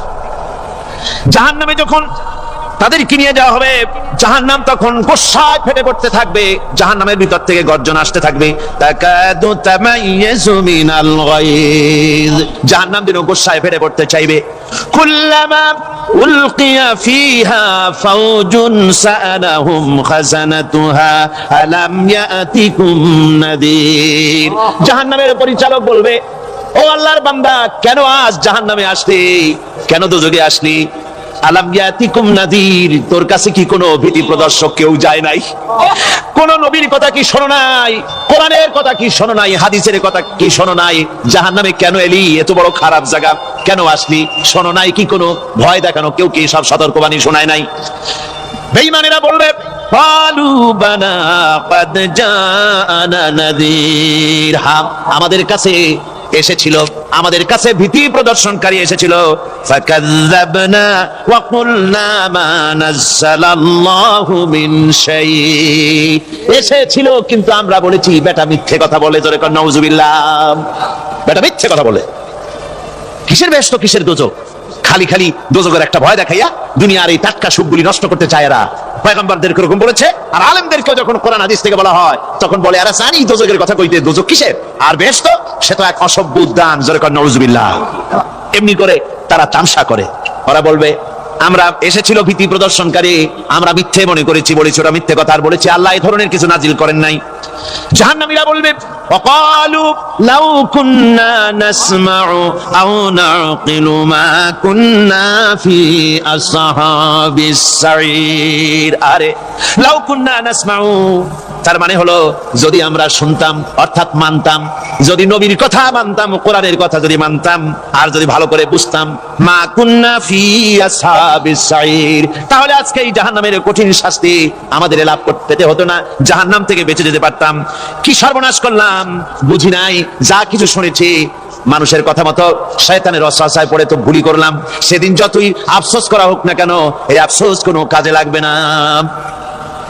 قل أذلك خير أم جنة الخلد التي وعد المتقون كانت لهم جزاء ومصيرا, আল্লাহ বলছেন এই সব কথা বলার পরে, জাহান্নামের সব শাস্তির কথা শুনাইয়া আল্লাহ বলছেন, বলেন, কুল আযালিকা খায়রুন, এই পরিণতি কি ভালো যে জাহান্নামের পরিণতির কথা বলা হলো? তোমরা যে সমস্ত অবাধ্যতা করতেছো, ঈমান আনতেছো না, নবীকে গালাগালি করছো, ইসলাম মানতেছো না, নাফরমানি করছো, এর পরিণতি যা হবে, আযালিকা খায়রুন, এই পরিণতি কি ভালো? আম জান্নাতুল খুলদিল্লাতী উইদাল মুত্তাকুন, অথবা সেই চিরন্তন জান্নাত যার ওয়াদা করেছেন আল্লাহ পাক মুত্তাকিনদের জন্য, কানাত লাহুম জাযাআন ওয়া মাসীরা, যে জান্নাত হবে তাদের কর্মের প্রতিফল, আর এটাই হবে তাদের মহাযাত্রার শেষ মঞ্জিল। সেই জান্নাত, যে জান্নাত আল্লাহ রেখেছেন মুমিনদের জন্য। কাদের জন্য জান্নাত? মুমিনদের জন্য। সেটা এমন জান্নাত হবে, লাহুম ফিহা মা ইয়াশাউনা খালিদিন, যা চাইবে মনের আশা আকাঙ্ক্ষা অনুযায়ী সব পাবে বেহেশতের মধ্যে। খালিদিন, চিরকাল সেখানে থাকবে। কানা আলা রাব্বিকা ওয়াদাম মাসউলা, এটা হচ্ছে তোমার রবের অবশ্য পূরণীয় ওয়াদা। জোরে বলেন সুবহানাল্লাহ। এটা তোমার আল্লাহর ওয়াদা এবং অবশ্যই তিনি তা পূরণ করবেন। তোমরা জান্নাতে থাকবে, সেখানে যা চাইবে তাই পাবে। একজন বলছিল জান্নাতে যাইয়া যা চাইবো তাই যদি পাই তাহলে তো খুব ভালো কথা। কয় যে হুজুর আমার তো হোক্কা খাওয়ার দারুণ অভ্যাস, তা বেহেশতের মধ্যে হোক্কা পাবো? বুজুর্গ ব্যক্তি বলছেন আল্লাহর বান্দা, বেহেশতে যাইয়া যদি তুমি হোক্কা খাইতে চাও তো আল্লাহ তোমার হোক্কা দিবেন, কিন্তু আল্লাহর কসম করে বলতে পারি বেহেশতে যাইয়া এমন পচা জিনিস খাওয়ার তোমার ইচ্ছে জাগবে না। এত ভালো জিনিস তুইয়া এই পচা জিনিস খাওয়ার ইচ্ছা তোমার জাগবে না মনের ভিতরে। বেহেশত আল্লাহ রাব্বুল আলামিন মুমিনদের জন্য রেখেছেন। আমার ভাইরা, সে বেহেশতের বর্ণনা কোরআনে কারীমের মধ্যে আল্লাহ দিয়েছেন। একদিকে জাহান্নাম, কোরআনের বর্ণনা কত সুন্দর। জাহান্নামের কথা শুনতে শুনতে লোকেরা আল্লাহর ভয়তে হতাশ হয়ে যেতে পারে, আল্লাহর ভয়তে। সেই জন্য যত জায়গায় জাহান্নামের বর্ণনা আছে সাথে সাথে আবার আশার সঞ্চার করার জন্য আল্লাহ জান্নাতের কথা বলেছেন। কাহ্হার এবং জব্বার নাম আল্লাহ যেখানে ব্যবহার করেছেন সাথে সাথে আবার গফুর রহিম নাম ব্যবহার করেছেন, বান্দা যেন হয়রান হয়ে না যায়। আমার ভাইরা, একদিকে জাহান্নামের এই কঠিন শাস্তির কথা, আবার অপরদিকে আল্লাহ বলেন শোনো, এমন জান্নাত আমি রেখেছি, মাসানুল জান্নাতিল্লাতী উইদাল মুত্তাকুন, এমন বেহেশত মুত্তাকিনদের জন্য যার ওয়াদা করা হয়েছে এমন বেহেশত, সেটা ফিহা আনহারুম মিন মাইন গায়রি আসিন, সেখানে এমন সুন্দর স্বচ্ছ পানির ঝর্ণাধারা, সুমিষ্ট পানির ঝর্ণাধারা রাখা হয়েছে। ওয়া আনহারুম মিন লাবানিন লাম ইয়াতাগায়্যার তা'আমুহু, আর সেখানে দুধের ঝর্ণা রাখা হয়েছে যার স্বাদ কখনো নষ্ট হবে না। ওয়া আনহারুম মিন খামরিন লাযযাতান লিশারিবিন, আর রাখা হয়েছে পানীয়ের ঝর্ণাধারা যা পানকারীদের জন্য অত্যন্ত সুন্দর হবে, খুবই সুস্বাদু হবে। আর রাখা হয়েছে ওয়া আনহারুম মিন আসালিন মুসাফফা, পরিষ্কার পরিচ্ছন্ন সুস্বাদু মধুর ঝর্ণা। জোরে বলেন সুবহানাল্লাহ।